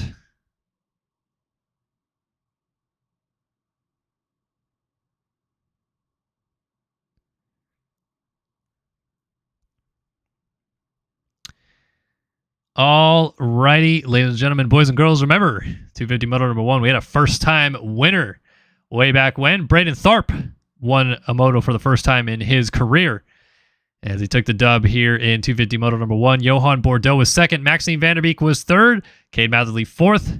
And your championship leader, Logan Leitzel, was fifth. But in terms of a championship picture, which we need to consider here, no Nathan Pryn in that moto. He was 54 points behind Leitzel going in. Leitzel just scored another 20 points, so now Pryn is 74 points down. And we'll see if Leitzel can extend it even further. Behind that, Cooper Hunt entered third in the championship into that moto. He finished 11th in the moto, so he ultimately lost 6 points to Leitzel. I think he was 104 points down, so he's now 110 down. It's looking pretty bleak for everybody else in this championship, unless your name is Logan Leitzel. Let's give you guys a little bit more of who is going to the line here in Moto 2. I already told you about Logan Leitzel. Luke Sullivan, Seth Carr, Johnny Padani, Sean Hambrook, Seth Shirley, Cooper Hunt, Trent Adams, Bodie Parker, Jack Gatlin, Noah McLaughlin, Nico Marchini, Hayden Stevenson, Nick Niles, Frank Jackson, Max Chwalik, Timmy Briscoe, Sonny Spicer, Brett Powers, Tyler Blowers, Nick Tomasunis, Evan Holt, Christopher McPherson Jr., Jack Fowler, Ryan Swanson, Brett Thomas, Dylan Gatlin, Brett Heinzelman, Trevin Thompson, Alex Kerr, Millie Soderblom, Adrian Wilson, Ethan Gerst, Brandon Wolf, Will Clark, Austin Irwin, and Colton Heckman make up all the runners going to the line for 250 Moto number 2 here at Spring Creek.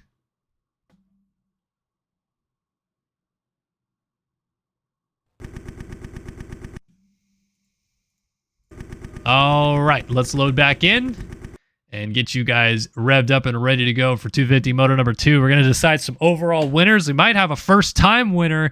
And will the perfect season streak be broken? Logan Leitzel has won all 6 overalls coming into tonight's action. He hasn't won every moto, including the first one here tonight, but it's looking a little bit difficult for him to try to keep that streak going for the 5th place in Moto number 1. He is going to have to go through Tharp, Bordeaux, Vanderlei, Matherly, and of course everybody else who finished behind him to get it done in this moto coming up right now.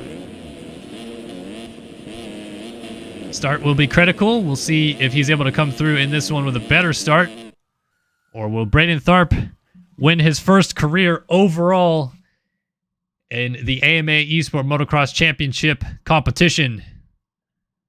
It is all to play for as we line him back up and drop the gate for another 30-minute plus 2-lap moto. Strap in, folks. This is going to be a good one as we are lined up on the gate. Who are we going to watch? I like taking a look at Seth Carr. He's right there in the middle on the 35. Here we go. Who wins Moto 2 right now here at Millville? Well, Seth Carr is a good one to watch. He's got a pretty good start, but it's the 180 of Johnny Padani who's going to pick up the Studio 8 Whole Shot Award, and Carr was actually down in the first turn. Seth Shirley with a good start this time. On the 23 is in second place. I think that is Chwalik there in third on the 346. I haven't seen Leitzel just yet, but we'll see if he came through. There might have been the Kawasaki off the side of the track there in fifth. Chwalik trying to go by his teammate already. Shirley going to hold the inside. Almost comes to blows there. Is that Bodie Parker alongside of him? Yes, it is. Trying to go into second on the 115. Shirley to the outside. Gets off the track a little bit. Chwalik gets hung up. Everybody jockeying for position through the gap. Shoots Sonny Spicer. Cade Matherly in the mix. The 43 of Trent Adams down the inside. Going to get back around Matherly. Chwalik to the outside. Also gets Matherly now. He's trying to go to the outside on Adams. The 43 of Adams and the 346 of Max Chwalik, as we got dualies, trilies, quadsies, everybody getting sideways on the catapult. And it is close and frantic action on the first lap of the race here.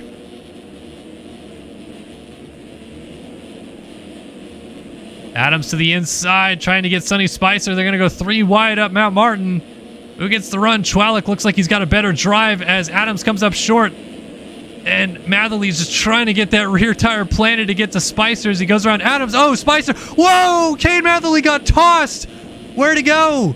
Holy smokes. Look at how far. He just went flying down the hill. He just landed. In my life, I've never seen that off of a SpongeBob. And he's still having legs off problems.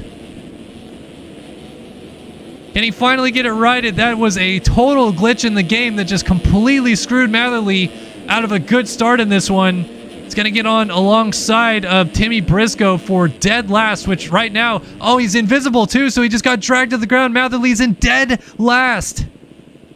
What on earth was that? Unbelievable turn of events. But it's Johnny Padani leading at the end of lap number 1. I have not seen that in years in this game, someone get tossed that high. Usually when you have collision files come together really abruptly, that can happen, but it's been so long, so it must have just been the weird contact with the SpongeBob being a shape file and then the collision file of the rider that he just kind of slotted in between there at the top of the hill and then got absolutely launched into the air. Then had a second legs off crash when he remounted the bike, then got dragged to the top of the hill because he was invisible. I mean, he was so high in the air, though. That was insane to see.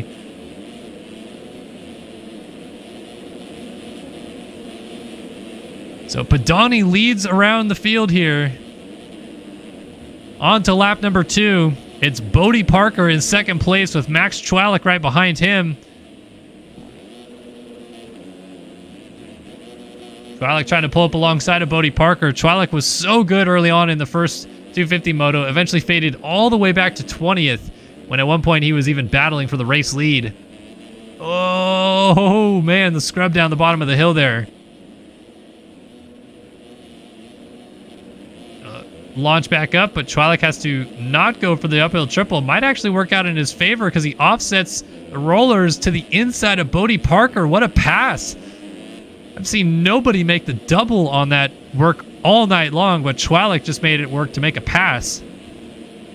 Nice moves by the 346.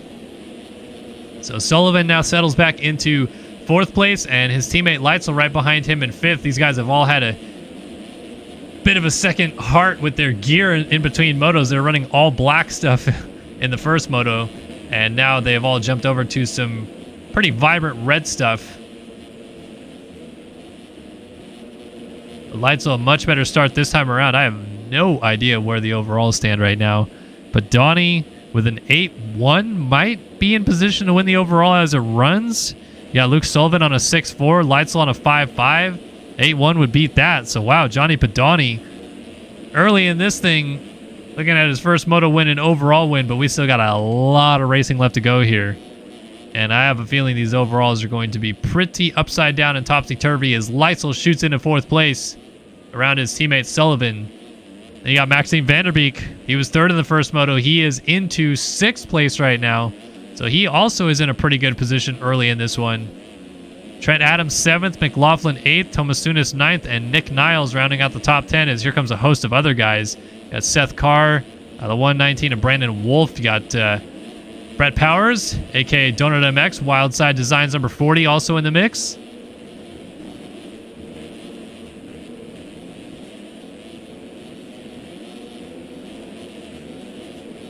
Brandon Wolf and Nick Niles going side by side down the back straightaway here.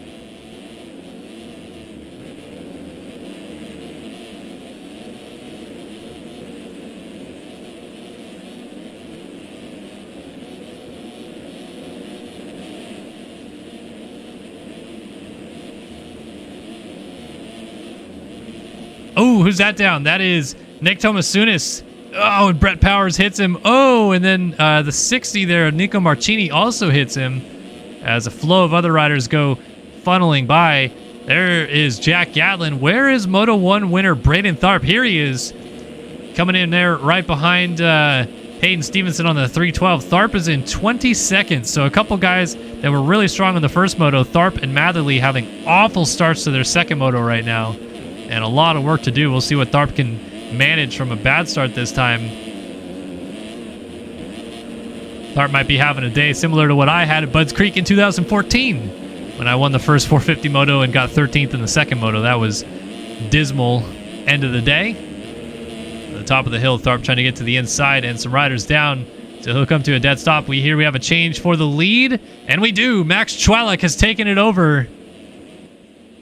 So things turn on their head for Johnny Padani as he is going to go from the lead outside of the top 3 at least. Bodie Parker and Logan Leitzel side by side over the finish line jump, and somehow, some way, this is really starting to play into Logan Leitzel's hands, because Chwalik obviously doesn't factor for the overall with a 20th in the first moto. Leitzel's on a 5-2 right now. No one's even really kind of in the mix otherwise. You got Sullivan on a 6-4 for the time being. Badani on that 8-5. Vanderbeek on a 3-6. A 5-2 is enough for the overall win as it stands right now. Where is Johan Bordeaux? Here is the Frenchman in 11th. So second in the first moto for him. He certainly figures to be one of the guys that could keep Leitzel from winning this overall here today. So he is trying to work his way forward at this point in time, getting through a couple more guys as they enter the Millville Sand Rollers.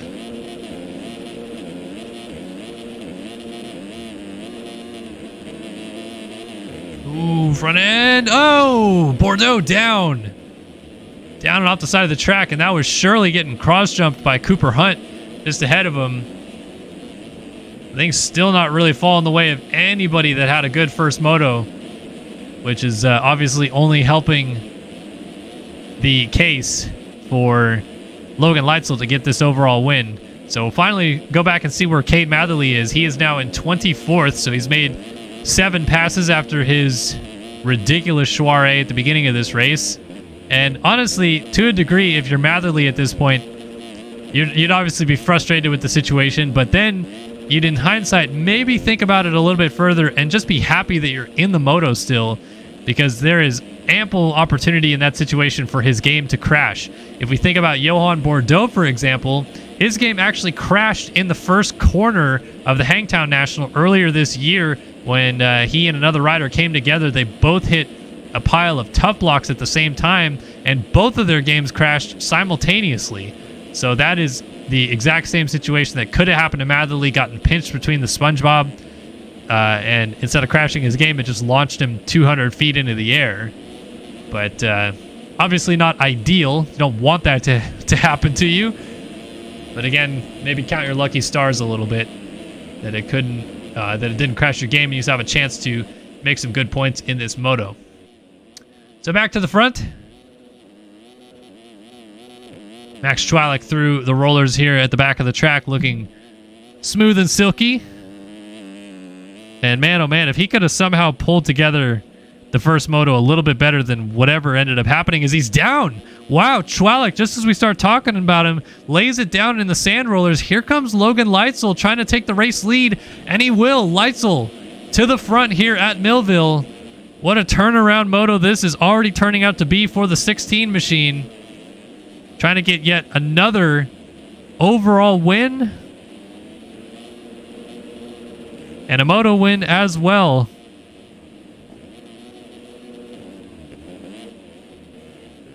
But I was just about to say what a bummer it is for Chwalik that he couldn't have pulled that thing a little bit better together in the first moto, because even if he comes with a, I don't know, a 10th or a 9th or something, which is outside of the realm of what he was fighting for. He's inside of the top 5 for so much of the first moto.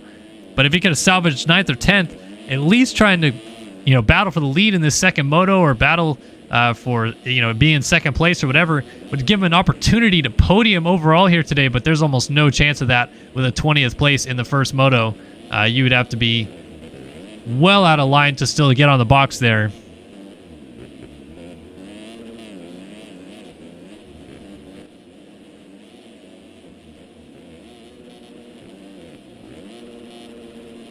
So Leitzel pulling away a little bit now here in Moto 2.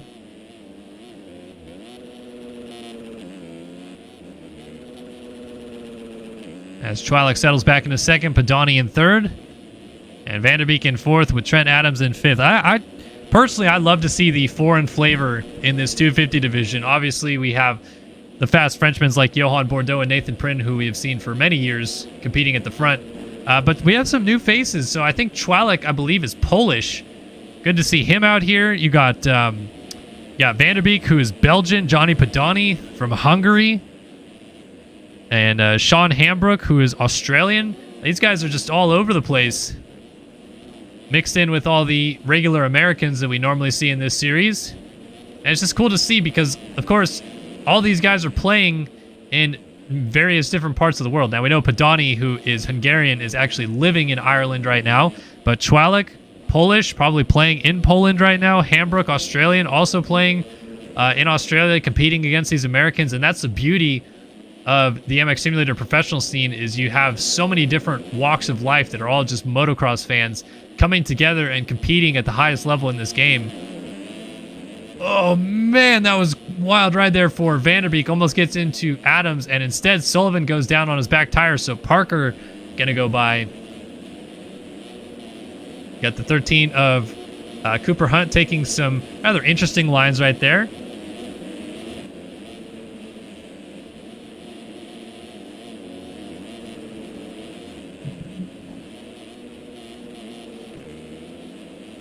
Noah McLaughlin back here, Seth Carr, Jack Gatlin, Seth Shirley, Brett Powers with Braden Tharp coming down the inside of that group. So this is, what are we looking at here for the battle of 13th?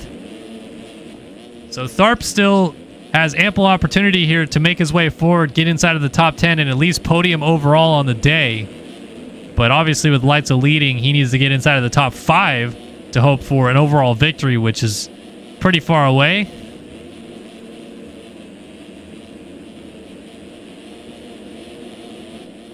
Definitely possible, though, if things fall his way and he can stay on 2 wheels, as he's really working hard on Brett Powers. And that was one of... Is that Vanderbeek? No, excuse me, it's Seth Shirley. It's a Braxton Worldwide rider, but I wasn't sure who it was. So Powers and Tharp coming down the hill side by side. Tharp is going to shoot to the inside, go up into 12th place now.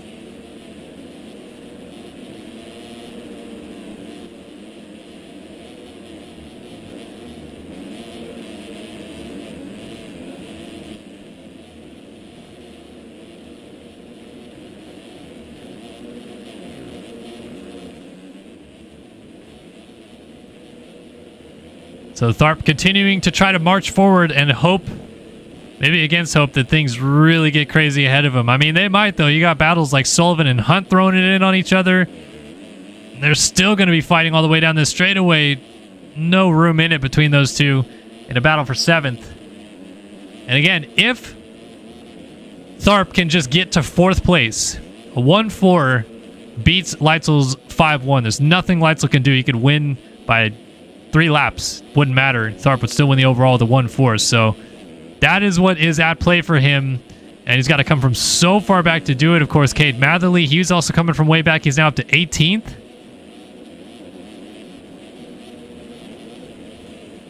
Everybody's still trying to fight for those positions as we approach the halfway point of this race. So now as we hit 15 minutes on the clock, 15 minutes still to go in this race, plus those 2 laps at the end. We'll give you guys a top 20 rundown here in 250, moto number 2 at Millville. Logan Leitzel, Yogi Designs number 16, leads the way from Max Chwalik on the Braxton Worldwide number 3, 4, 6. 3rd place for Johnny Padani, Underground RC Field Ski and Snowboard number 180. Good run for him after an 8th in the first moto. He'll be satisfied with that result if he can stay there. Maxime Vanderbeek up to 4th after his 3rd place finish in the first moto, so a 3-4 for him. He's doing a pretty good job on his Braxton Worldwide number 62 ride. Bodie Parker, Wonder Bread Boys, rounds out the top 5 on his 115 ride. It's been a good day for Parker, battling inside of the top 10 for much of it. Oh, Sullivan, yard sales at the bottom of Mount Martin. So Cooper Hunt goes into 6th. Panini Motorsports number 13 ride now in P6. 7th for Trent Adams, Yogi Designs number 43. 8th for Seth Carr, Underground RC Phil Ski and Snowboard number 35. 9th for Noah McLaughlin, Privateer effort on the 124. And Luke Sullivan drifts back to 10th on the Yogi Designs number 11. 11th for Jack Gatlin, Connect Visual number 50. 12th for Johan Bordeaux, Panini Motorsports number 40. 13th for Seth Shirley, Braxton Worldwide number 23. And moving into 14th place, Austin Irwin, who is not number 1, but he does ride for Empire. 15th place now for Tharp, so he's lost a couple positions since we last saw him. Connect Visual number 53. Cade Matherly on the 38 stance ride is up to 16th. 17th for Nick Niles on the Verve Moto number 713. 18th for Sean Hambrook. I-Spec number 58 as, Tharp and Matherly get together and take Niles down with them. So Hambrook is going to go from 19th to 15th, excuse me. So 18th to 15th for him. Hayden Stevenson, Proline Designs 312 goes to 16th. Tharp 17th, Matherly 18th, Niles 19th, and Frank Jackson on the Phil's Underground RC number 32 rounds out the top 20. So just as Matherly was starting to really make some good headway into the top 20, he gets together with a bunch of guys and goes down. As we head back to race leader Logan Leitzel and see what's going on with him out front, just starting to maybe put it in cruise control just a little bit. Not too much though. Still got a lot of time left to work with here.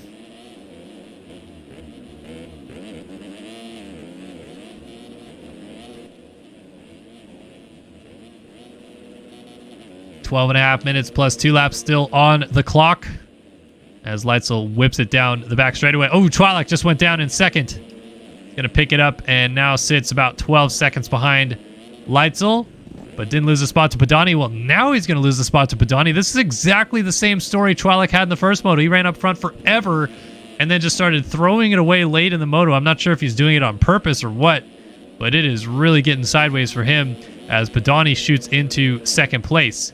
So Chwalek back to third, Vanderbeek still fourth, Parker fifth, Adams sixth, Carr seventh, Hunt eighth, McLaughlin and Sullivan battling for ninth. Gatland is in 11th, Shirley 12th, Irwin 13th, Hambrook 14th, and Tharp is in 15th. Well, Braden Tharp is going to be beside himself if he doesn't even end up on the box after winning the first moto, especially with as wild and crazy as the overalls are today. But this is just the nature of the moto that he's having. He's bringing Cade Matherly with him, and he's down again. Oh, the elation of the first moto to the frustration of what's going on in Moto 2 for him right now. Just got to be so disappointing because he knows that it could have been so much better with a better start.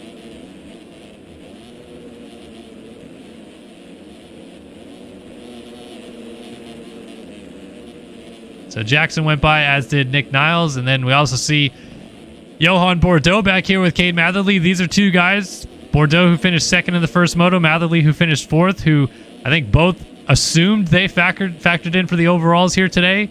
But with a 16th and 15th place result as they run, it is looking pretty unlikely they even podium as well. Same situation for Tharp. We're going to have some really mixed bags for the podium here today.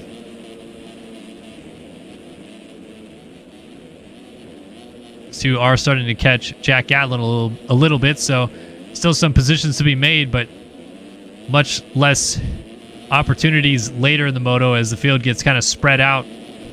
You're not so close to some of the positions that you were earlier on in the race.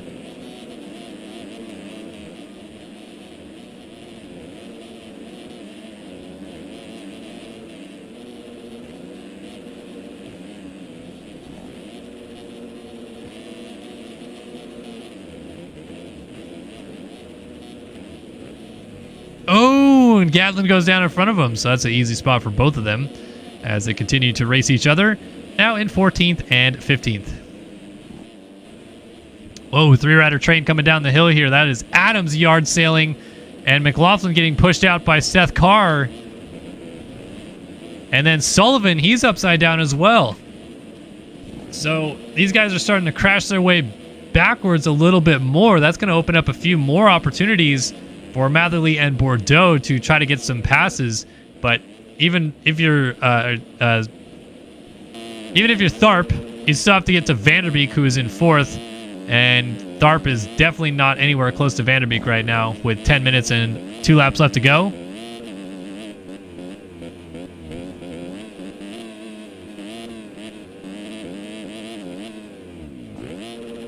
So fourth place for Vanderbeek, trying to catch up to Chwalek, and Vanderbeek 3-2 for Vanderbeek if it's possible to go get Padani. Trying to do some quick math here. So he would pick up 42 points.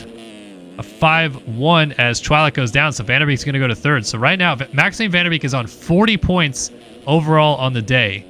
Logan Leitzel is on 41 points with a 5-1 on the day. If I did that math right, 16 plus 25 is 41. So if Vanderbeek gets to and passes Johnny Padani for second place, he would win the overall. We'll see if that comes to fruition. He has got a long ways to go to get there, and Bodie Parker breathing down his neck. But if Padani starts to have some problems late in this moto, you never know. A 3-2 would beat a 5-1.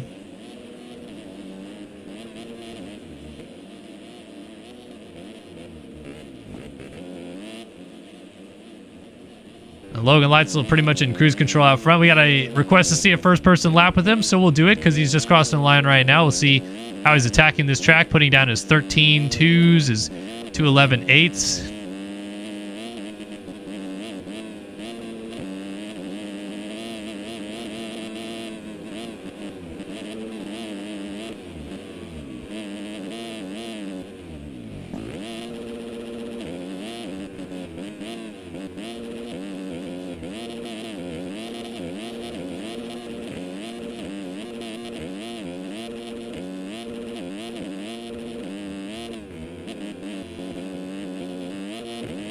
And he's making it look pretty easy, I must admit. Again, if you're new, you've never watched MX Simulator Professional Racing before. Oh, as I say that, what a save, though. Holy smokes. If you've never watched MX Simulator Professional Racing before, I would urge you at this point in time to go try the demo at mxsimulator.com.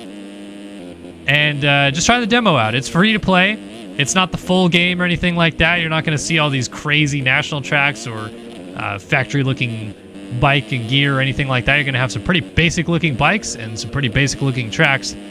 But the point I'm trying to make is, if you've never played it before, go pick it up, try it out, and see just how difficult it is to go straight.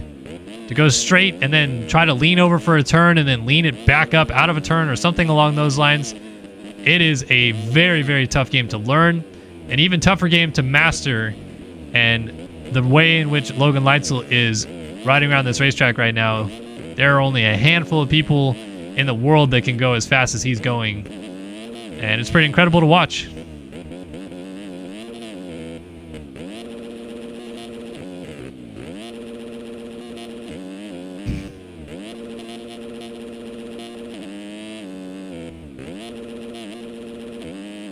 So we'll finish off this lap with him, see what he ends up getting. Obviously, he made a little bit of a mistake, so I'd imagine somewhere probably going to go 16 or so, 216 something, be my guess. Wow, okay, never mind, 213.9. He was actually going pretty fast otherwise from that little mistake. So still Padani, and now Hunt has caught and passed Vanderbeek for third. So Cooper Hunt sneaking up with a little bit of late charge here. He was 11th in the first moto. And again, I don't believe we'll factor in for the overall podium today. Looking like it's pretty clear it's going to be Leitzel, Padani, and Vanderbeek, unless things get real wild behind them.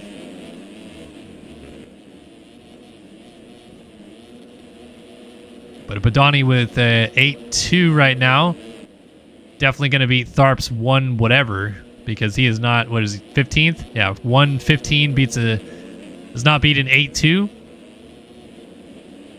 Cooper Hunt dealing with the pressure, though, from Maxime Vanderbeek. So 4.5 minutes left to go. Still plenty of racing left for some things to change. And if Padani, once again, really throws it away, that gives some opportunity potentially to Vanderbeek to still win this overall.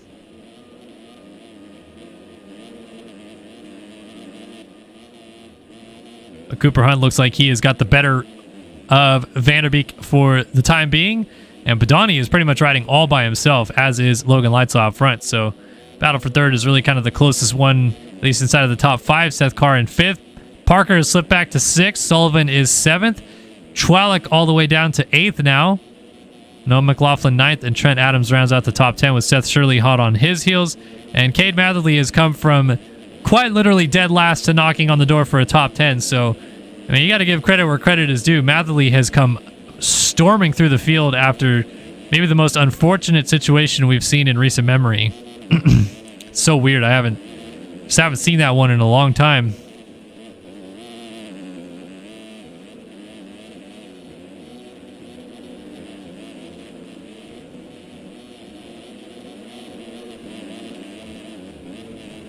Up ahead, though, Shirley really working on the 43 of Trent Adams here for 10th place.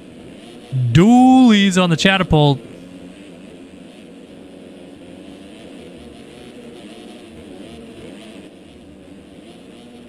These guys launch down the hill into that rough stuff and push all the way to the outside. Does Shirley get a drive coming back up Mount Martin? It's so hard because you have to scrub that single, then still seat bounce this triple on a 250. Shirley's almost alongside, but I don't think it's going to quite be enough as they crest the top of the hill. No, Trent Adams continues to hold the position.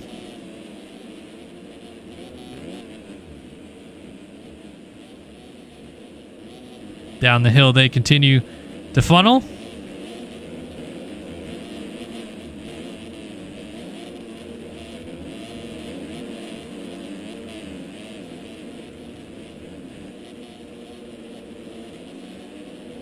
They kind of pushed up, the battle between the two of them here is pushed up into the rear tire of Noah McLaughlin, who is just ahead of them. And I still think you got Cade Matherly kind of lurking back there. So this is kind of sandwiching together pretty nicely.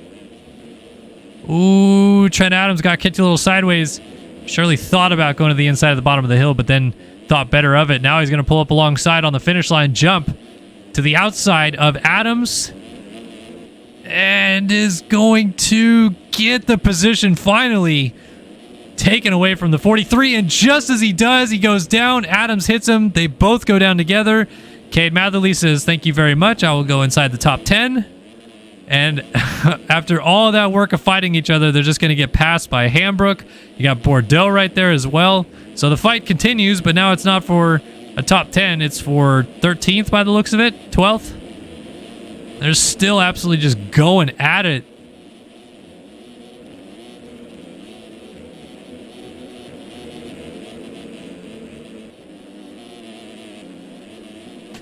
Good fight between the two of them, but I'm sure they're going to be a little bit disappointed with each other as it almost comes to blows again going into the second set of rollers, and Bordeaux is going to go around Hambrook, who blew it at the beginning there, and all three of those guys went by.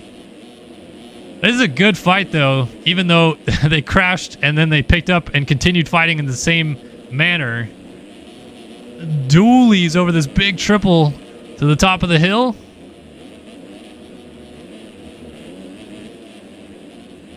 And then charging back down to this tricky off camber at the bottom of Mount Martin. So it looks like Shirley is finally broken free a little bit from Adams. Going to go back after Cade Matherly, who again is now in 10th place. So McLaughlin in 9th, Sullivan in 8th, Schwalek 7th, Hunt 6th, Vanderbeek is now 5th by the looks of it, Bodie Parker 4th, Seth Carr is in 3rd, Padani is in 2nd, and Logan Leitzel is in cruise control as time has now expired. So the 2-lap board will come out next time by. Logan Leitzel currently en route. Oh, as he goes down, is still going to have a huge lead, I think. Well, Padani's pretty close. Closer than is very comfortable for Logan Leitzel. But 5-1 performance still on the docket potentially today for Leitzel, which would be his 7th straight overall win to start the year.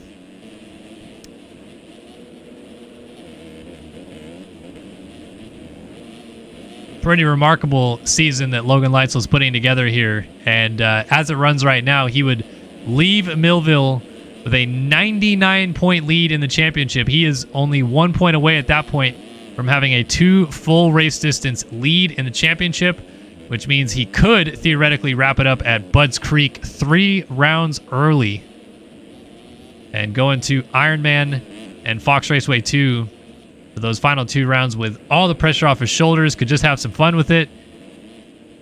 It's looking pretty likely he's going to win this title. It just depends at this point when it will be.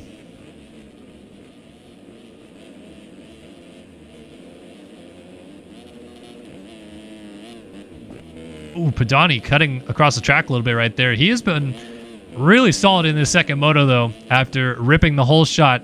Lost the lead early on, but then has settled real nicely into second place. And if we even go back to his first moto, man, he charged all the way up into 8th place. He came from pretty far back, similar to what Matherly and Tharp are having to do in this one. So, solid day at the races for Padani. I think he'll kick himself a little bit that he didn't have a better start in the first moto because he could have factored in for some more points on the day. But 8-2 as it runs right now, I still think is going to be enough to get on the box. How about Bodie Parker, though? Third place. The Wonder Bread Boys 115 machine, after finishing 13th in the first moto and really having a solid day at the races so far.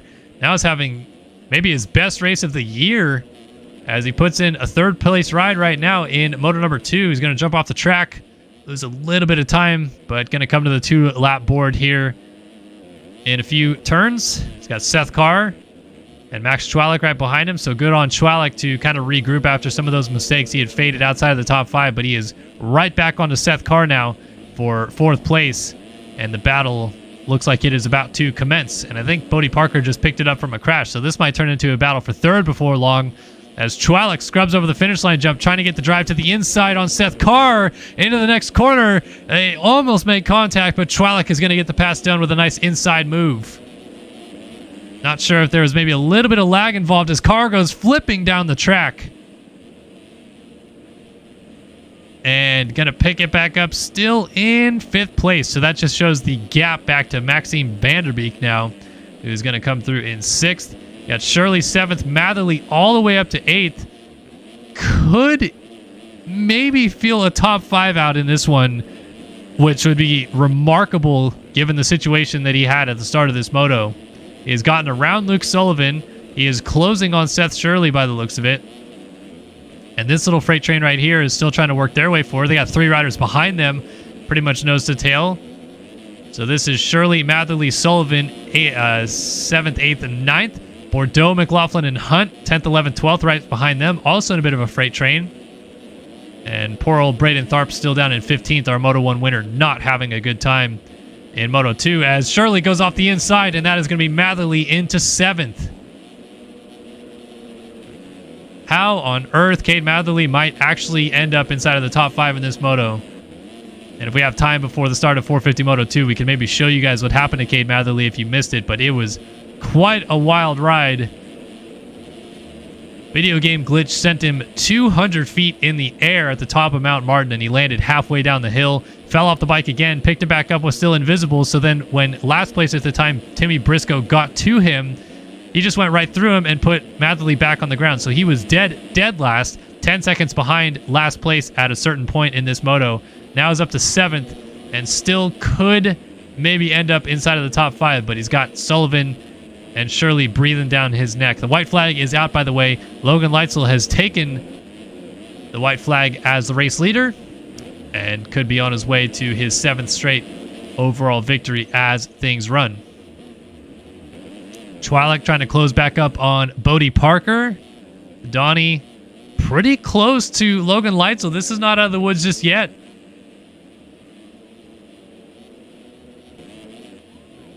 It's a good question about whether Matherly will have cuts. I would tend to believe he would not, because what ended up happening is he got ejected backwards down the hill. So he didn't actually cut any gates. He probably ended up hitting a few gates twice or so. Probably hit 3 or 4 gates twice. So I don't think he would get cuts from that situation, but I don't know. That's a good question. We'll have to see as Leitzel up Mount Martin for the final time. Trying to win the second moto and trying to win the overall here.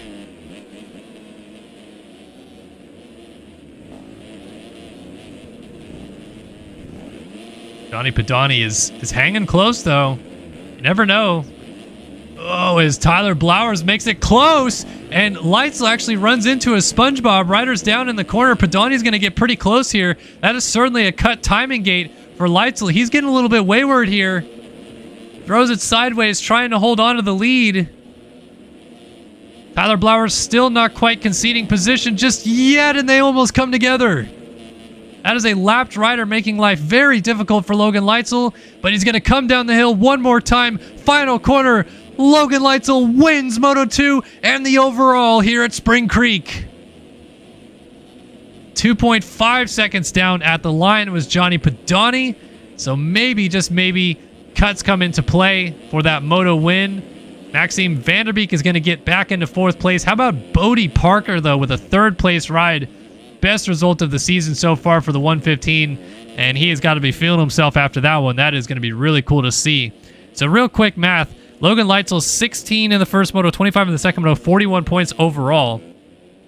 Johnny Pedani 8th in the first moto, which would have been 13 points. But if he gets those 25 points for the moto win and things change in his favor, he would get 38 points to go with the 13 points that he had in the first moto.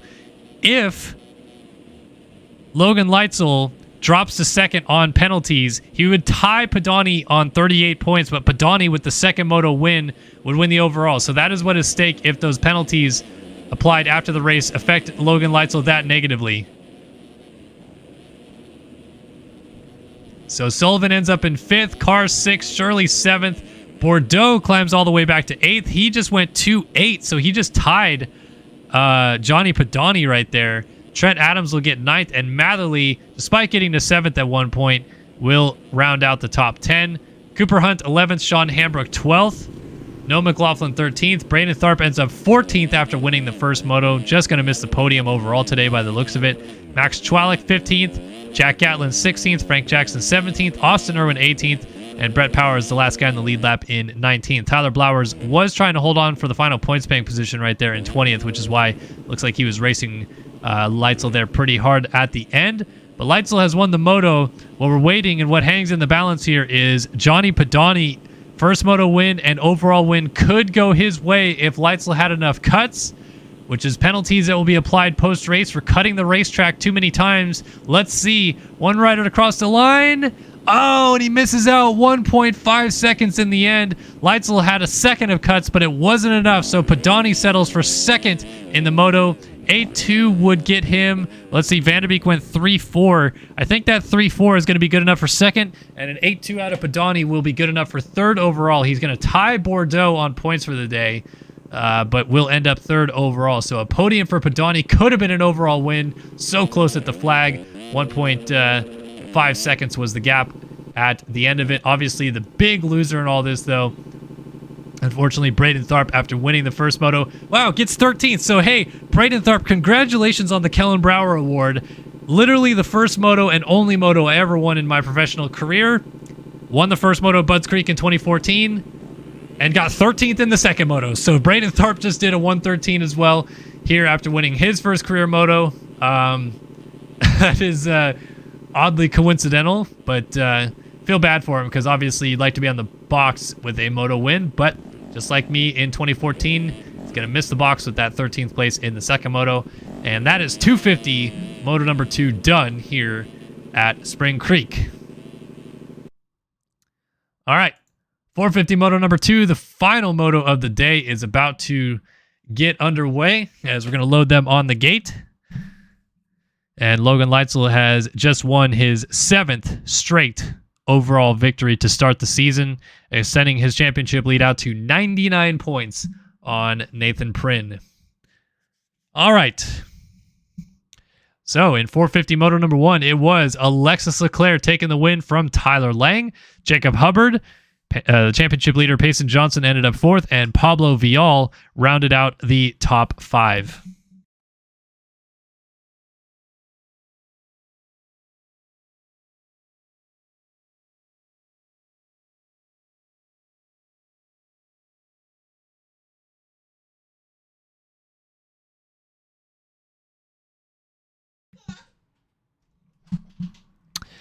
So behind Vial, in 6th place was Braden Carter, Nick Sellen, Chase Blakely, Jack Haley, Braden Castellaneta rounding out the top 10. Devin Davis was 11th. Caleb Hall, Reno Brennan, Daniel Mills, and Jeff Cooper inside the top 15.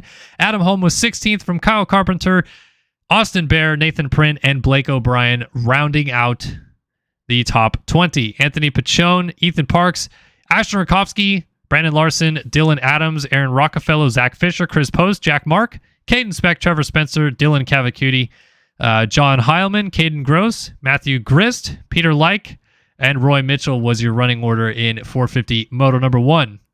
So Leclerc trying to win his 2nd overall of the year, go 1-1 here today at Millville. He just clawed back 7 points in the first moto. It's now 46 points behind Payson Johnson, but he needs to keep that train rolling and try to claw even more points back from him in the second moto as they get ready to drop the gate in Moto 2. All right. People asking to see Cade Matherly's crash. If we get some time at the end of the broadcast, we'll go back and watch it. But 450 Moto 2 getting ready to start here, so we're going to go with that.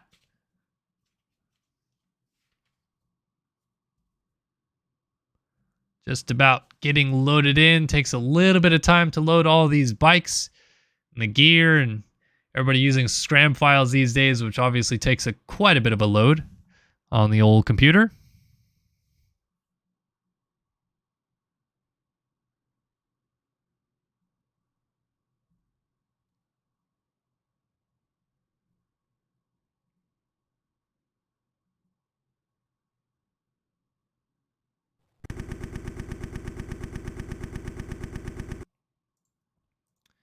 All right, back into the server we go for the final moto of the day here from Spring Creek, as the second half of the 2022 AMA Esport Motocross Championship has officially began here with round 7 about to be complete. Caleb Hall and Tyler Lang, as they usually do, just teaming up here in the first corner, hanging out, having a good time. Everybody else throwing down. There is championship leader Payson Johnson. Well, it's down to just 46 points, which is still quite a bit, but you lose 7 points in a moto, you're not going to feel too good about it. So he is going to look to rebound in this one.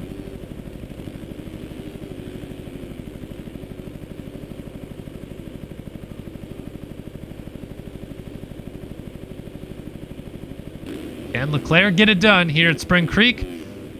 We're about to find out. 450 Moto 2 going to the gate.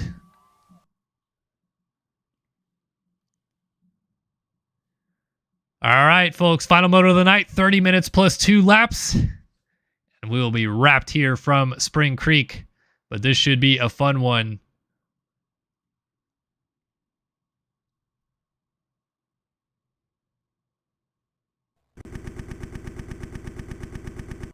All right, who are we going to watch on the start? Pablo Vial, the good line down the inside, might be a good shot to see. He can get a good start. Anybody else? Jacob Hubbard, he almost hole shot the first moto. He's lining up to the outside of the box. Here we go, 450 Moto 2 at Millville. Pretty good jump, Hubbard. Riding that rear tire. Might control it into the first corner. Jacob Hubbard picks up the Studio 8 hole shot award. Leclerc's right behind him on the 7. Good start again for him. Everybody funneling in through the second corner. Big crash in the background. Takes a couple guys down. I couldn't see. Maybe Johnson was involved there, but it's Hubbard from Leclerc, Nick Sellen, Pablo Vial, Braden Castellaneta, and Tyler Lang all right here at the sharp end of the field. Lang's going to get around his teammate, going to the top 5. So Hubbard leading the field through on the first lap of the race through the sand rollers. And this is shaping up pretty nicely once again for some good battles at the front. Where is Payson Johnson? He may have been involved in some of that first lap chaos out of the second turn. I actually think he got through that, though, because I just saw a orange and black bike streaking through in the background. So we'll keep an eye on timing and scoring and see where he checks in through these first couple loops. But you can see Leclerc already starting to go and put some pressure on Hubbard. He does not want to waste any time, wants to get to the lead here at Spring Creek. So Carter was one of the guys down. He's down in 24th. Caleb Hall, I think, also was involved in that mess through the second turn. Looks like Prin having a rough go of it this time as well. Chase Blakely, he's buried. And yeah, I've not seen Payson Johnson's name going down the order, so I think he's inside of the top 10, which maybe lends to why Leclerc's trying so hard to get around Hubbard for the lead, and he's done it. Leclerc takes over the lead before the first lap is done, and you can tell he is trying to go as fast as he can. It's Johnson in 7th, running in the number 77. I wonder if he did a setup change between motos here, or if he just made a mistake and left his number.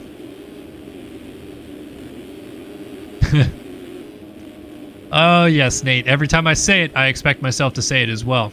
We'll get a Johnson dialogue from Jeremy. We've got Supercross 98 out at some point during this moto. But Leclerc leads at the end of lap number 1. Hubbard in 2nd. Lang already up to 3rd. Lang, of course, also trying for his first overall win of the year, and Hubbard goes down in front of him. Castellaneta goes by. Johnson is going to get there just as Hubbard gets up.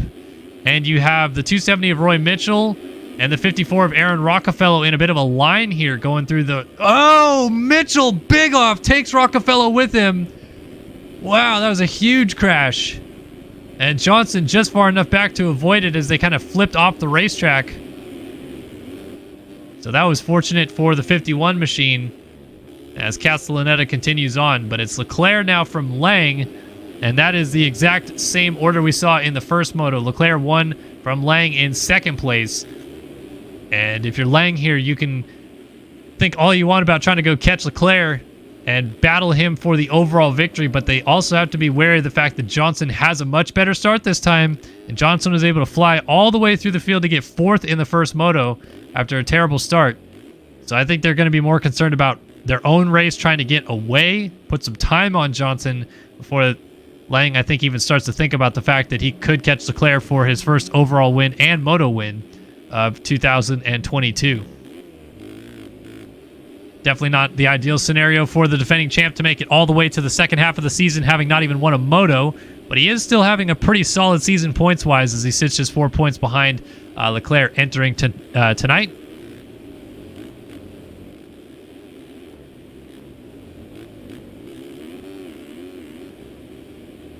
So Leclerc now out to, wow, 7.4 second lead. Wow, Lang went down.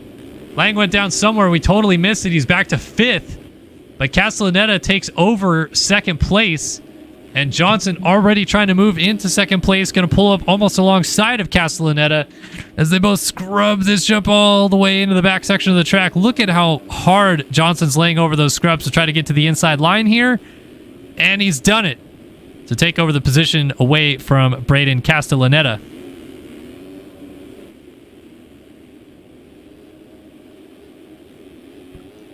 So the championship leader moves into second place, and now the time trial is on a little bit here because Johnson is 9 seconds down of Leclerc, but these are the only two guys that have dipped down into that low 208 range so far in the motos today. Johnson puts down a 209.1 for his first best lap of the race. Leclerc at a 208.3. So can Johnson start to match that pace? We saw him put a 206 down in the first moto.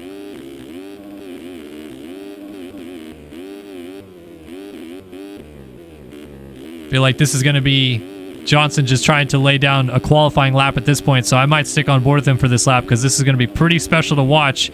Gap down to 8.7. Little mistake right there. Opens the gap back up out to 9.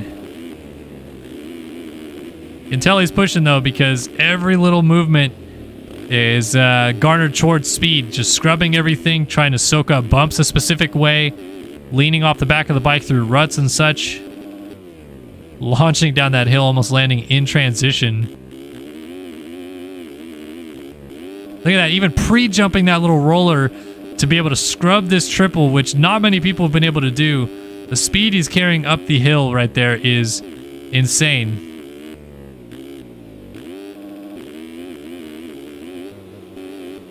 Gonna come flying back down the hill, all the way down to the very, very bottom here. Spin it around and carry some speed back the other way.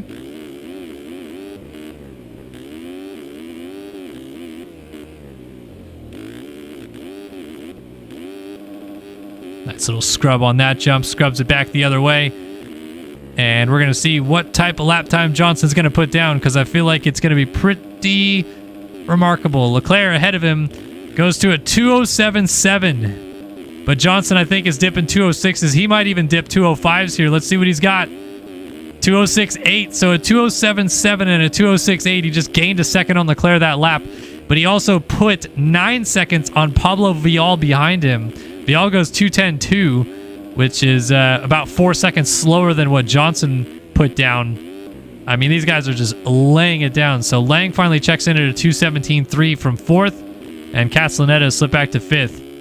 But these guys out front starting to lay down a blistering pace. And as we go to the camera view once again with Johnson, you can see just how hard he's scrubbing everything, trying to get that rear tire traction down. He does not want Leclerc to get any further away. And this could very well be setting us up for quite a battle for the lead in this moto when he eventually gets to Leclerc. Because I think he's going to get there, would be my guess. But he also did crash quite a bit in the first moto, which also could come back to plague him. But he's down to 5.3 seconds now. Still just charging so hard, hitting everything so fast. Said this about Logan Leitzel, but again, just try. If you've never tried it before, try MX Simulator. Promise you, you will not be hitting things nearly as fast as Payson Johnson is hitting it right now. To do that pre-jump, the scrub, he's going to pull it almost down to under 5 seconds when he gets to the top of the hill right here. I mean, and Leclerc out front, mind you, is riding unbelievably fast as well. Clearly the second fastest rider on the track, and it's not close. But that is just the level in which Johnson can ride this racetrack here.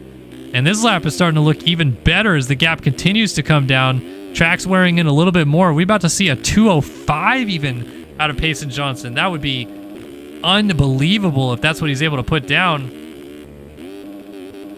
Remember, these guys in qualifying did 207.1. So Johnson already has beaten qualifying times with a 206.8.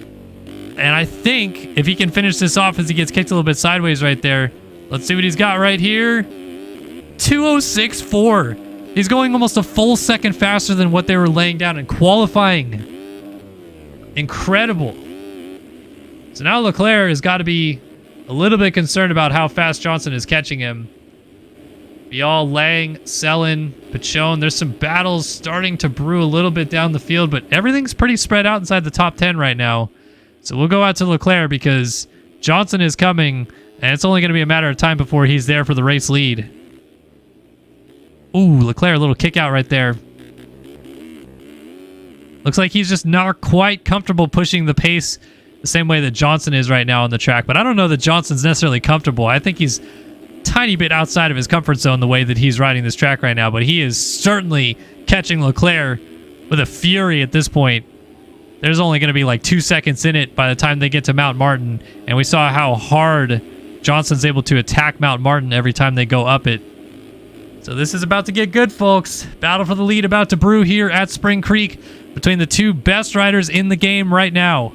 Alexis Leclerc, fastest qualifier and Moto 1 winner, 4-time national champion, against the new kid on the block, Payson Johnson, your 2021 250 national champion and winner of 5 overalls of the first 6 this year to hold on to the red plate at a level of 46 points as it currently stands.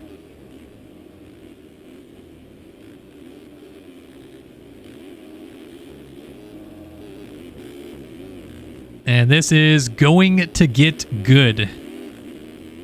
Claire's done pretty well to respond so far to the pressure, but Johnson is just chipping away little bit by little bit, that gap to him.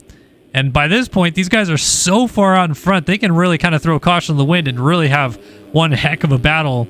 If Leclerc figures that that is what he would like to do, he might just say, whatever, go do whatever you're doing it is, Payson. I'm not going to try to run that pace. You can crash all you want.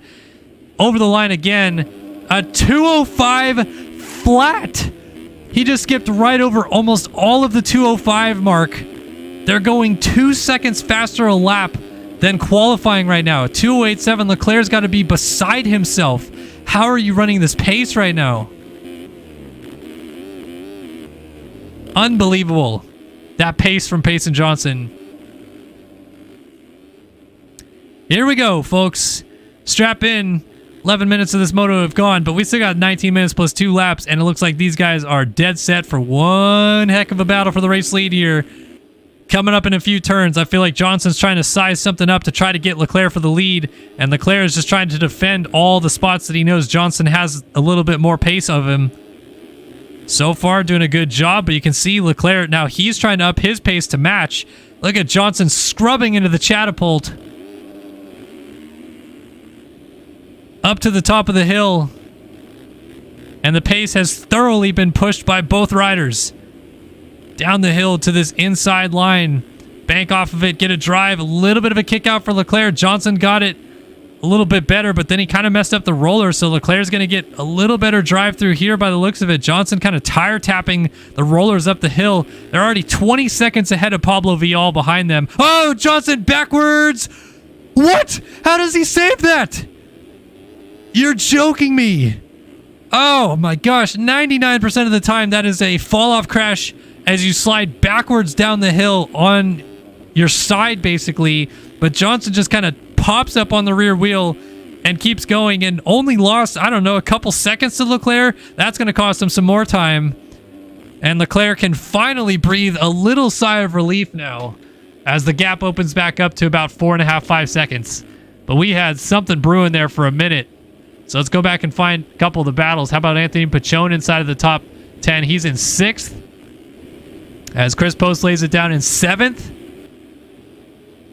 So that pushes K-Carp up into 7th. Jacob Hubbard 8th. Nathan Prynne 9th. And Castellaneta 10th.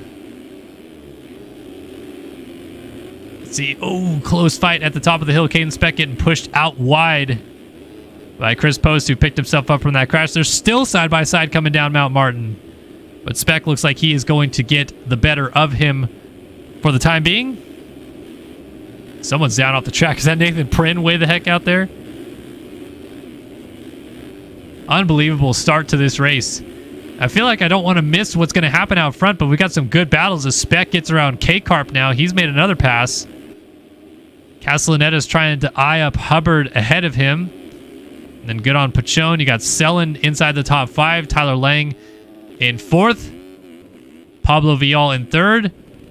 And here is Johnson trying to reel Leclerc back in. So a 208.2 for Leclerc, 211.6. So Johnson definitely caught out a little bit by those mistakes. But still, I mean, a 211. I mean, they're going faster. He did a 211.6 with sliding backwards down Mount Martin and then a slide out 2 corners after that. Pretty much matched Pablo Vial's current pace on the track, which is just insane. Johnson's riding so fast on this track. And now they're going to get into lap traffic, which I think will play havoc for both guys. But of course, if you're Leclerc, you're going to hit that lap traffic first.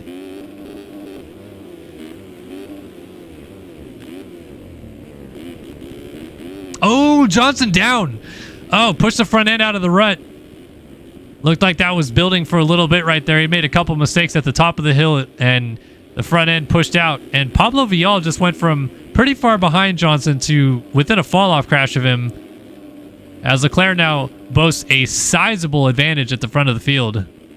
And for him, this is the ideal scenario as we get to the halfway point. He can try to settle into this pace here. As it stands right now, he would pull the gap down to 43 points, as it started at a 53-point advantage when we started the day. So if you just do that quick math, I mean, if he could pull 10 points back per round, he is going to catch Payson Johnson before the end of this championship. But again, that might be wishful thinking, as, ooh, somebody just went down on the back of Johnson. How the heck does he land that line right there? Back to the battle for 6th. Pachone dealing with Hubbard. And Castellaneta right behind Hubbard as well, still in tow. It's a little bit of a 3-rider train. Oh, and Hubbard up and over the bars out of the corner there. So Castellaneta going through. Kyle Carpenter also went by. And Hubbard remounts still in front of Dylan Cavacuti and Chris Post.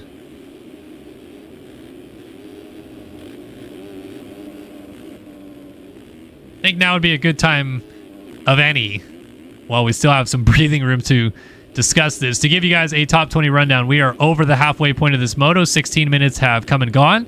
So 14 minutes plus that 2 laps still remains. So just about that halfway point. Alexis Leclerc, Panini Motorsports number 7, leads the race here at Spring Creek in 450 Moto number 2 from Covenant number 51. The championship leader, Payson Johnson, settling into 2nd place here. Pablo Vial, Yogi Designs, number 137, sits in 3rd. And Tyler Lang on the underground, Phil Ski and Snowboard number 1, running in 4th. Nick Sellen, Panini Motorsports number 97, rounding out the top 5 as he lays it over on the Catapult. Anthony Pachone, the Spink, 127, runs in 6th, just ahead of Braden Castellaneta, underground RC. Phil Ski and Snowboard number 26th, who is in 7th, but not anymore. He has jumped his way into 6th around Pachone, and a nice move in the end for Castellaneta. So Pachone back to 7th. Kyle Carpenter, Tagger Designs number 39, runs in 8th. Jacob Hubbard, Phil's Underground RC number 78, runs in 9th. And Dylan Cavacuti on the Connect Visual number 66 runs in 10th. 11th, Chris Post, MXLocker.com number 96. 12th for Devin Davis, Yogi Designs number 31. 13th for Chase Blakely on the BPC number 21. 14th for Adam Holm, Aspect Visual Co. number 17. The 12 of Nathan Print on the District Designs ride runs in 15th. 16th for Jack Haley, the number 2 Jack Daniels Racing ride. 17th for Daniel Mills on the JDR number 15. 18th for Blake O'Brien on the 167 Privateer effort. Going to go to 17th as Jack Haley was down. And 19th for Braden Carter, the number 9 Phil's Underground RC effort, just holding on to some points as Reno Brennan completes the points paying position on his 422 Wildside Designs ride. And actually, moving into 19th now is Brennan, so 20th goes to Jeff Cooper. Yogi Designs 117 as Carter crashes at the bottom of Mount Martin as a top 20 rundown as we work our way through the field a little bit here. So it looks like Lang just went down. Nick Sellen shoots by into 4th place. Lang going to try to regroup and close up on the 97 machine. We still got 12 minutes and 2 laps left to go.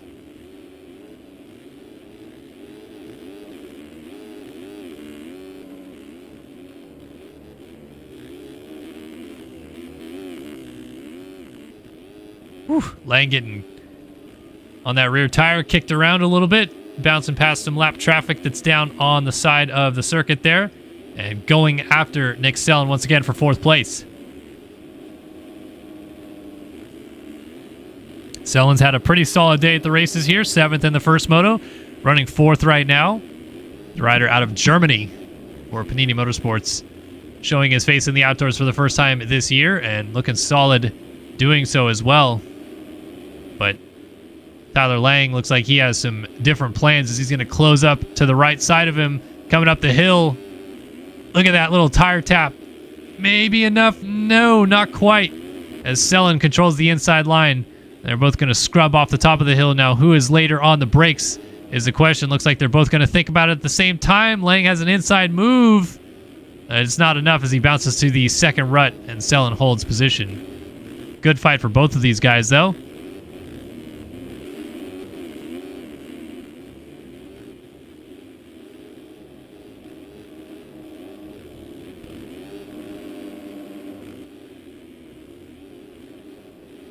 Lang right there. Trying to figure out where he can try to make a pass on Sellen. These guys are matching pace quite well, but I think Lang just has a little bit more in the tank. Oh, so close. They both scrub over the finish line, jump. Oh, Lang, what a kick out and save.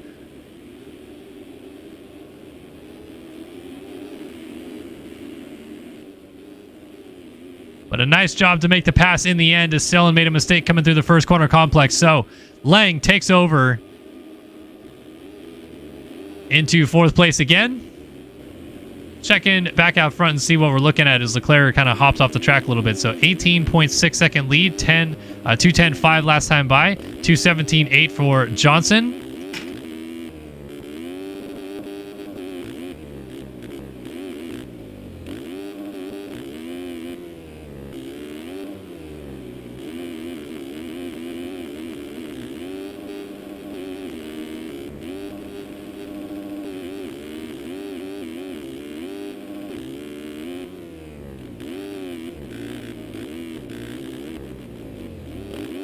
And Johnson's still pushing the pace, but we're getting to the point of the moto where the track is getting pretty rough. And we saw in the first moto when Johnson was kind of starting to ride over his head a little bit, the mistakes that he had. But Leclerc just went down because the gap went from 18 down to 7 in the blink of an eye. So that must have been a lengthy fall-off crash for Leclerc. Maybe at the bottom of Mount Martin. That's the first crash for Leclerc all race and has pulled Johnson back to within 7 of the Frenchman out front.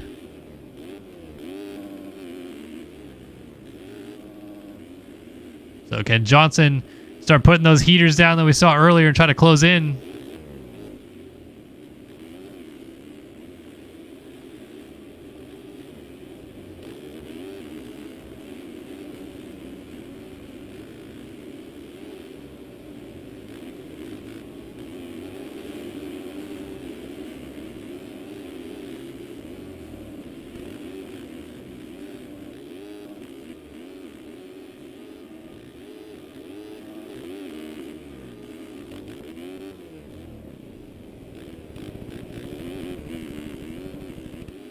Leclerc looks like he's doing a pretty good job of getting his footing back underneath of him after that crash. Back to the battle for 7th. Castellaneta and Holm almost coming together.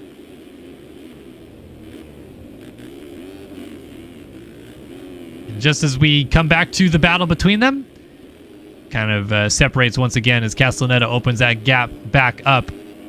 But Holm has to be wary of Chase Blakely right behind him. 21 BPC ride closing the gap down. Little 3-rider train right here. Pretty close together, not too far apart.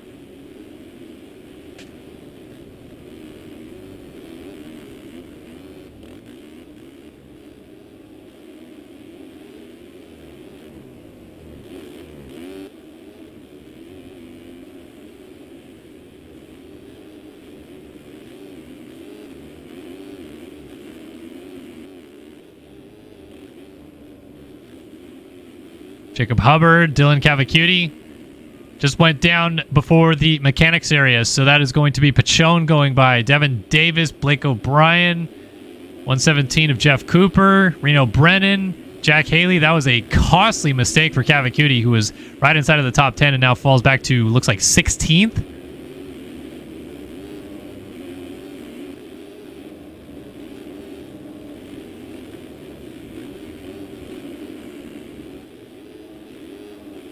Whoa, and then Cavacuti goes flipping into the sand rollers and down again.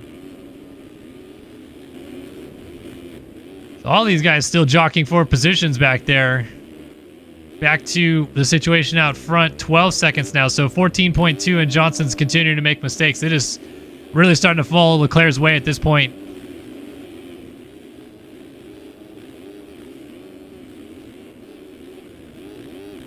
And this is the perfect time for Leclerc to start going on a run for our viewing audience's sake, because Johnson had been making it a little bit boring in the 450 class. And Leclerc has started to figure it out here these last couple weeks. It seems like he has turned it around. Maybe he's playing the game a little bit more between weeks, working on settings and other things. And certainly what was also back tonight were his starts. Neither moto did he hole shot, but he was in second place both motos off the start and pretty quickly was able to get into the lead. Setting himself up right now, at least, for his first 1-1 performance of 2022. And yet another race victory, which I believe would be the 51st of his career.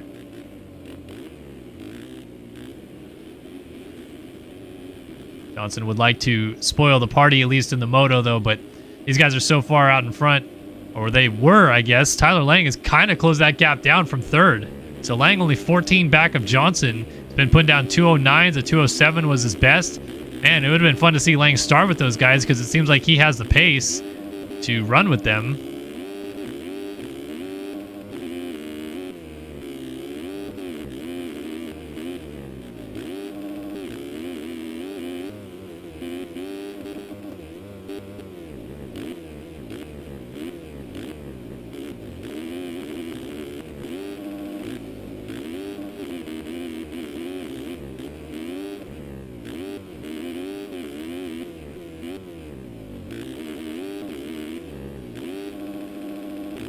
I'm seeing you guys in chat right now going back and forth about whether or not it should have been red flagged, and I get the sentiment.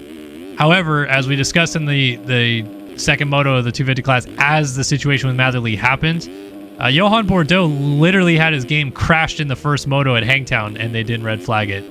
Like the first turn, like of all the things that could happen, you could red flag a situation right on the spot as someone's game crashes from getting hit into some tough blocks in the first turn, but they didn't. It's pretty rare. I don't remember the last time I saw a red flag called in this game for anything of that sort. Even people's computers crashing or anything like that, that's all usually considered a mechanical failure. So, yeah, it's unfortunate.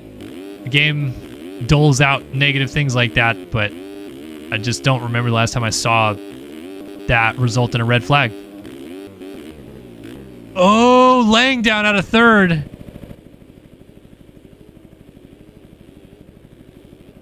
That is going to allow Pablo Vial back through. And Is that Caleb Hall trying to go by? Oh, it's a lap down. Apologies for that.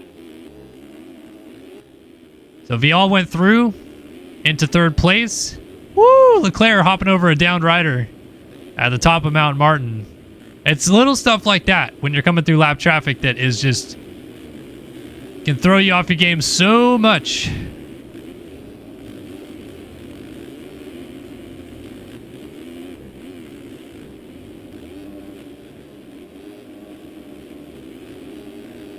Like the most common cases for red flags in this game are they loaded like the wrong script or something like that. So someone who should be in the motos isn't, or something along those lines. They try to make sure that everyone actually starts the moto, but I just do not remember a situation ever where the moto started, everybody was in there that should be, and it doesn't matter what happens, they don't usually red flag any of that stuff. So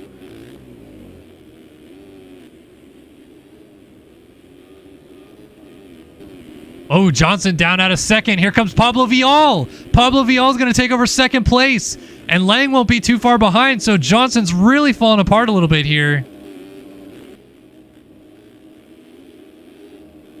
Wow.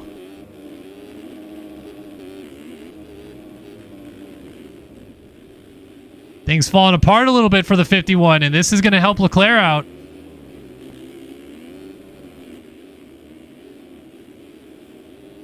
This is a wild turn of events late in this one with just a minute left on the clock now.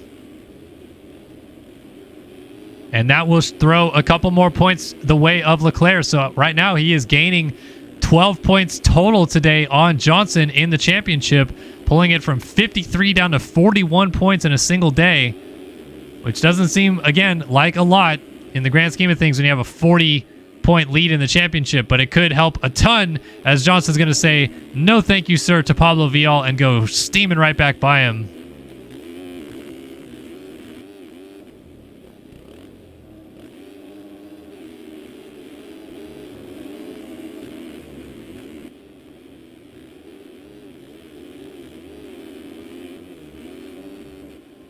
Oh, whoa, he's off the track. Did not fall off the bike critically, but here comes Lang. Lang is going to jump by Johnson into third place. Scrubs in front of him and does a little bit of a bike hump. I'm not sure if that's just signaling, hey, finally caught you or whatever, but Lang is going to go into third with Pablo Vial taking over second place. Johnson's really starting to struggle late in this moto. Oh, big uphill scrub, and he's down again. And he's off the bike. Nick Sellen is going to close up behind him now, as Johnson gets rolling up Mount Martin. And with time expired, Leclerc just checked in out front. 2-lap board is out. Vial and Lang settling into battle for second here soon. Johnson is going to need some help to get any more points. He's going to lose another 7 points this moto if it falls this way, and could be more if he keeps struggling. Oh, that is Vial. That was Pablo Vial down. Johnson goes by.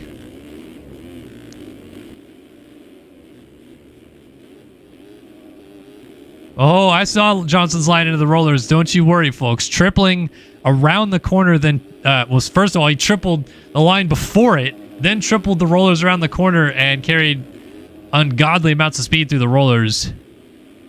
But he has slipped back to third. Vial now in fourth. Sellen right behind them in fifth. No chance that Kyle Carpenter gets to those guys. He is half a track behind them.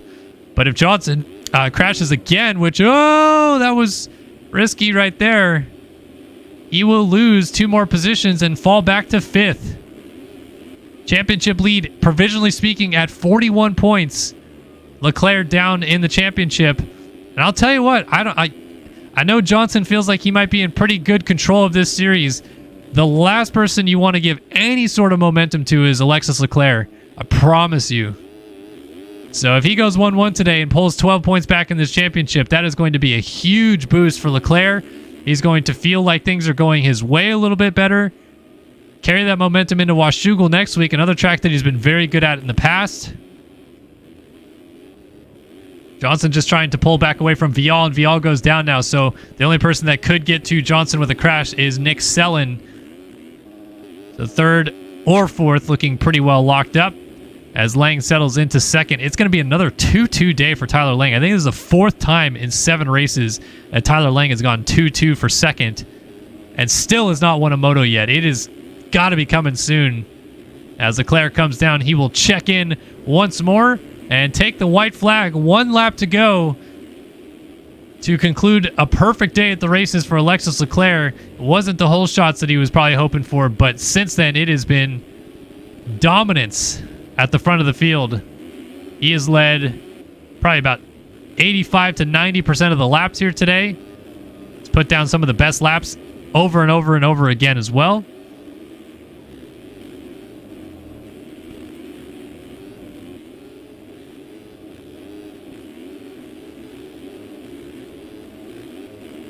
As Leclerc hopping through the rollers.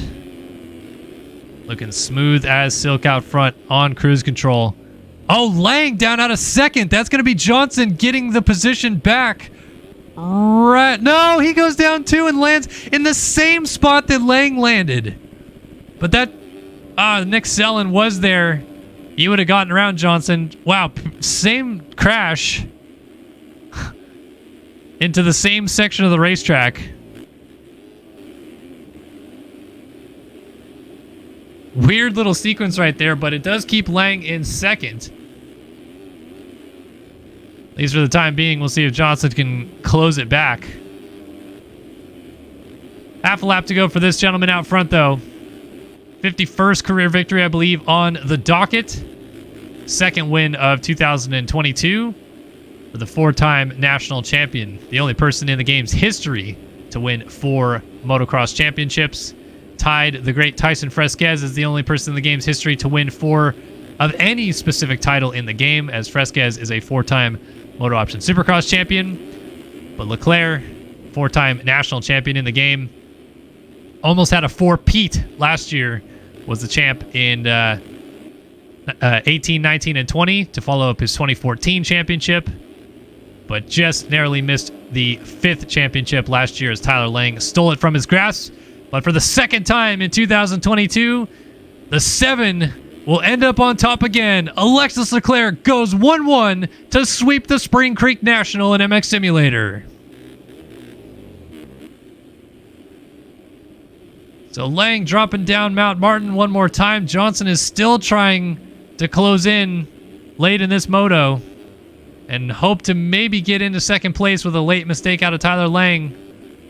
Johnson's also pushed in the envelope. He could crash as well. Pablo Vial's not too far back if things go real sideways for Johnson. No, almost like that. He's certainly pushing the pace. Oh, he's down. Oh, Payson Johnson's down, and that's a lengthy fall-off crash. He's going to have to slowly pick the bike back up on this tabletop. Pablo Vial is just going to be coming in a frame behind him. And then you also have to factor in cuts. As we get to the top of the hill, will Johnson only lose 12 today, or will he lose 14 points today? Well, at the bottom of the hill one more time, he's going to come across the line officially in 3rd place as Lang goes 2-2 for 2nd. Johnson 4-3 for 3rd overall. Disconnects right away. He's disgusted with himself. And Vial with a 4th place finish in this moto. As Sellen crosses the line 5th. Carpenter looks like he has 6 pretty locked up. Nathan Print in 7th. Jacob Hubbard in 8th. Chase Blakely in 9th. And wow, they lapped all the way up to Jack Haley in 10th. Devin Davis 11th. Castellaneta 12th. Anthony Pachone in 13th. Chris Post in 14th. Reno Brennan 15th. Braden Carter 16th. Blake O'Brien 17th. Jeff Cooper was 18th. Dylan Kevikuti 19th. And Brandon Larson rounded out the top 20. But we're keen to see whether Vial leapfrogs Johnson for 3rd in the moto, which would also give him 3rd overall. This would be the first time Johnson misses the podium if Vial is gifted 3rd place on cuts.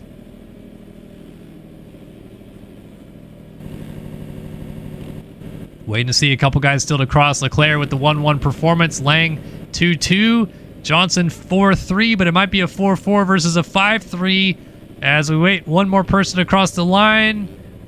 Did the cuts affect him? It did. It dropped him to 5th place.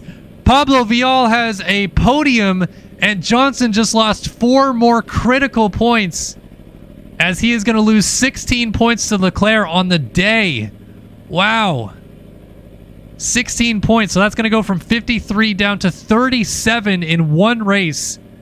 37 points now is the advantage Johnson has over Leclerc. It is still 1 full moto distance, but it is certainly closed up quite a bit in a single day of racing. Johnson ended up having 7.4 seconds of cuts.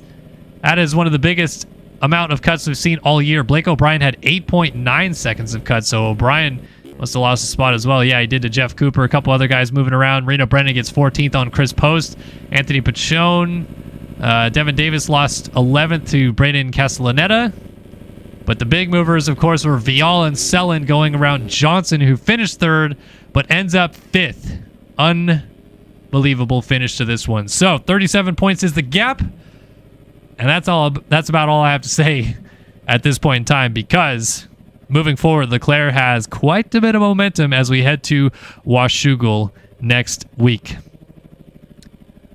All right, ladies and gentlemen, boys and girls, that is going to do it for us here tonight, live on Start Your Systems, Innit Esports on Twitch or ESTV, wherever you chose to watch us. We thank you guys so much for tuning in to the 7th round of the AMA Esport Motocross Championship in MX Simulator. Thanks, of course, to Race Factor Gaming and Innit Esports, as always, for putting on the show, the program, and making it all possible for us to broadcast to you fine folks, which, again, thank you to all of you that tuned in tonight. Really appreciate the support. I saw Johnny Padani donated $5, and someone also PayPal donated $10 to us. So, again, not needed or anything like that. We just do this all for fun, but always appreciate the donations that you guys send us. So thank you guys so much for that. And that is the 7th round of Spring Creek done.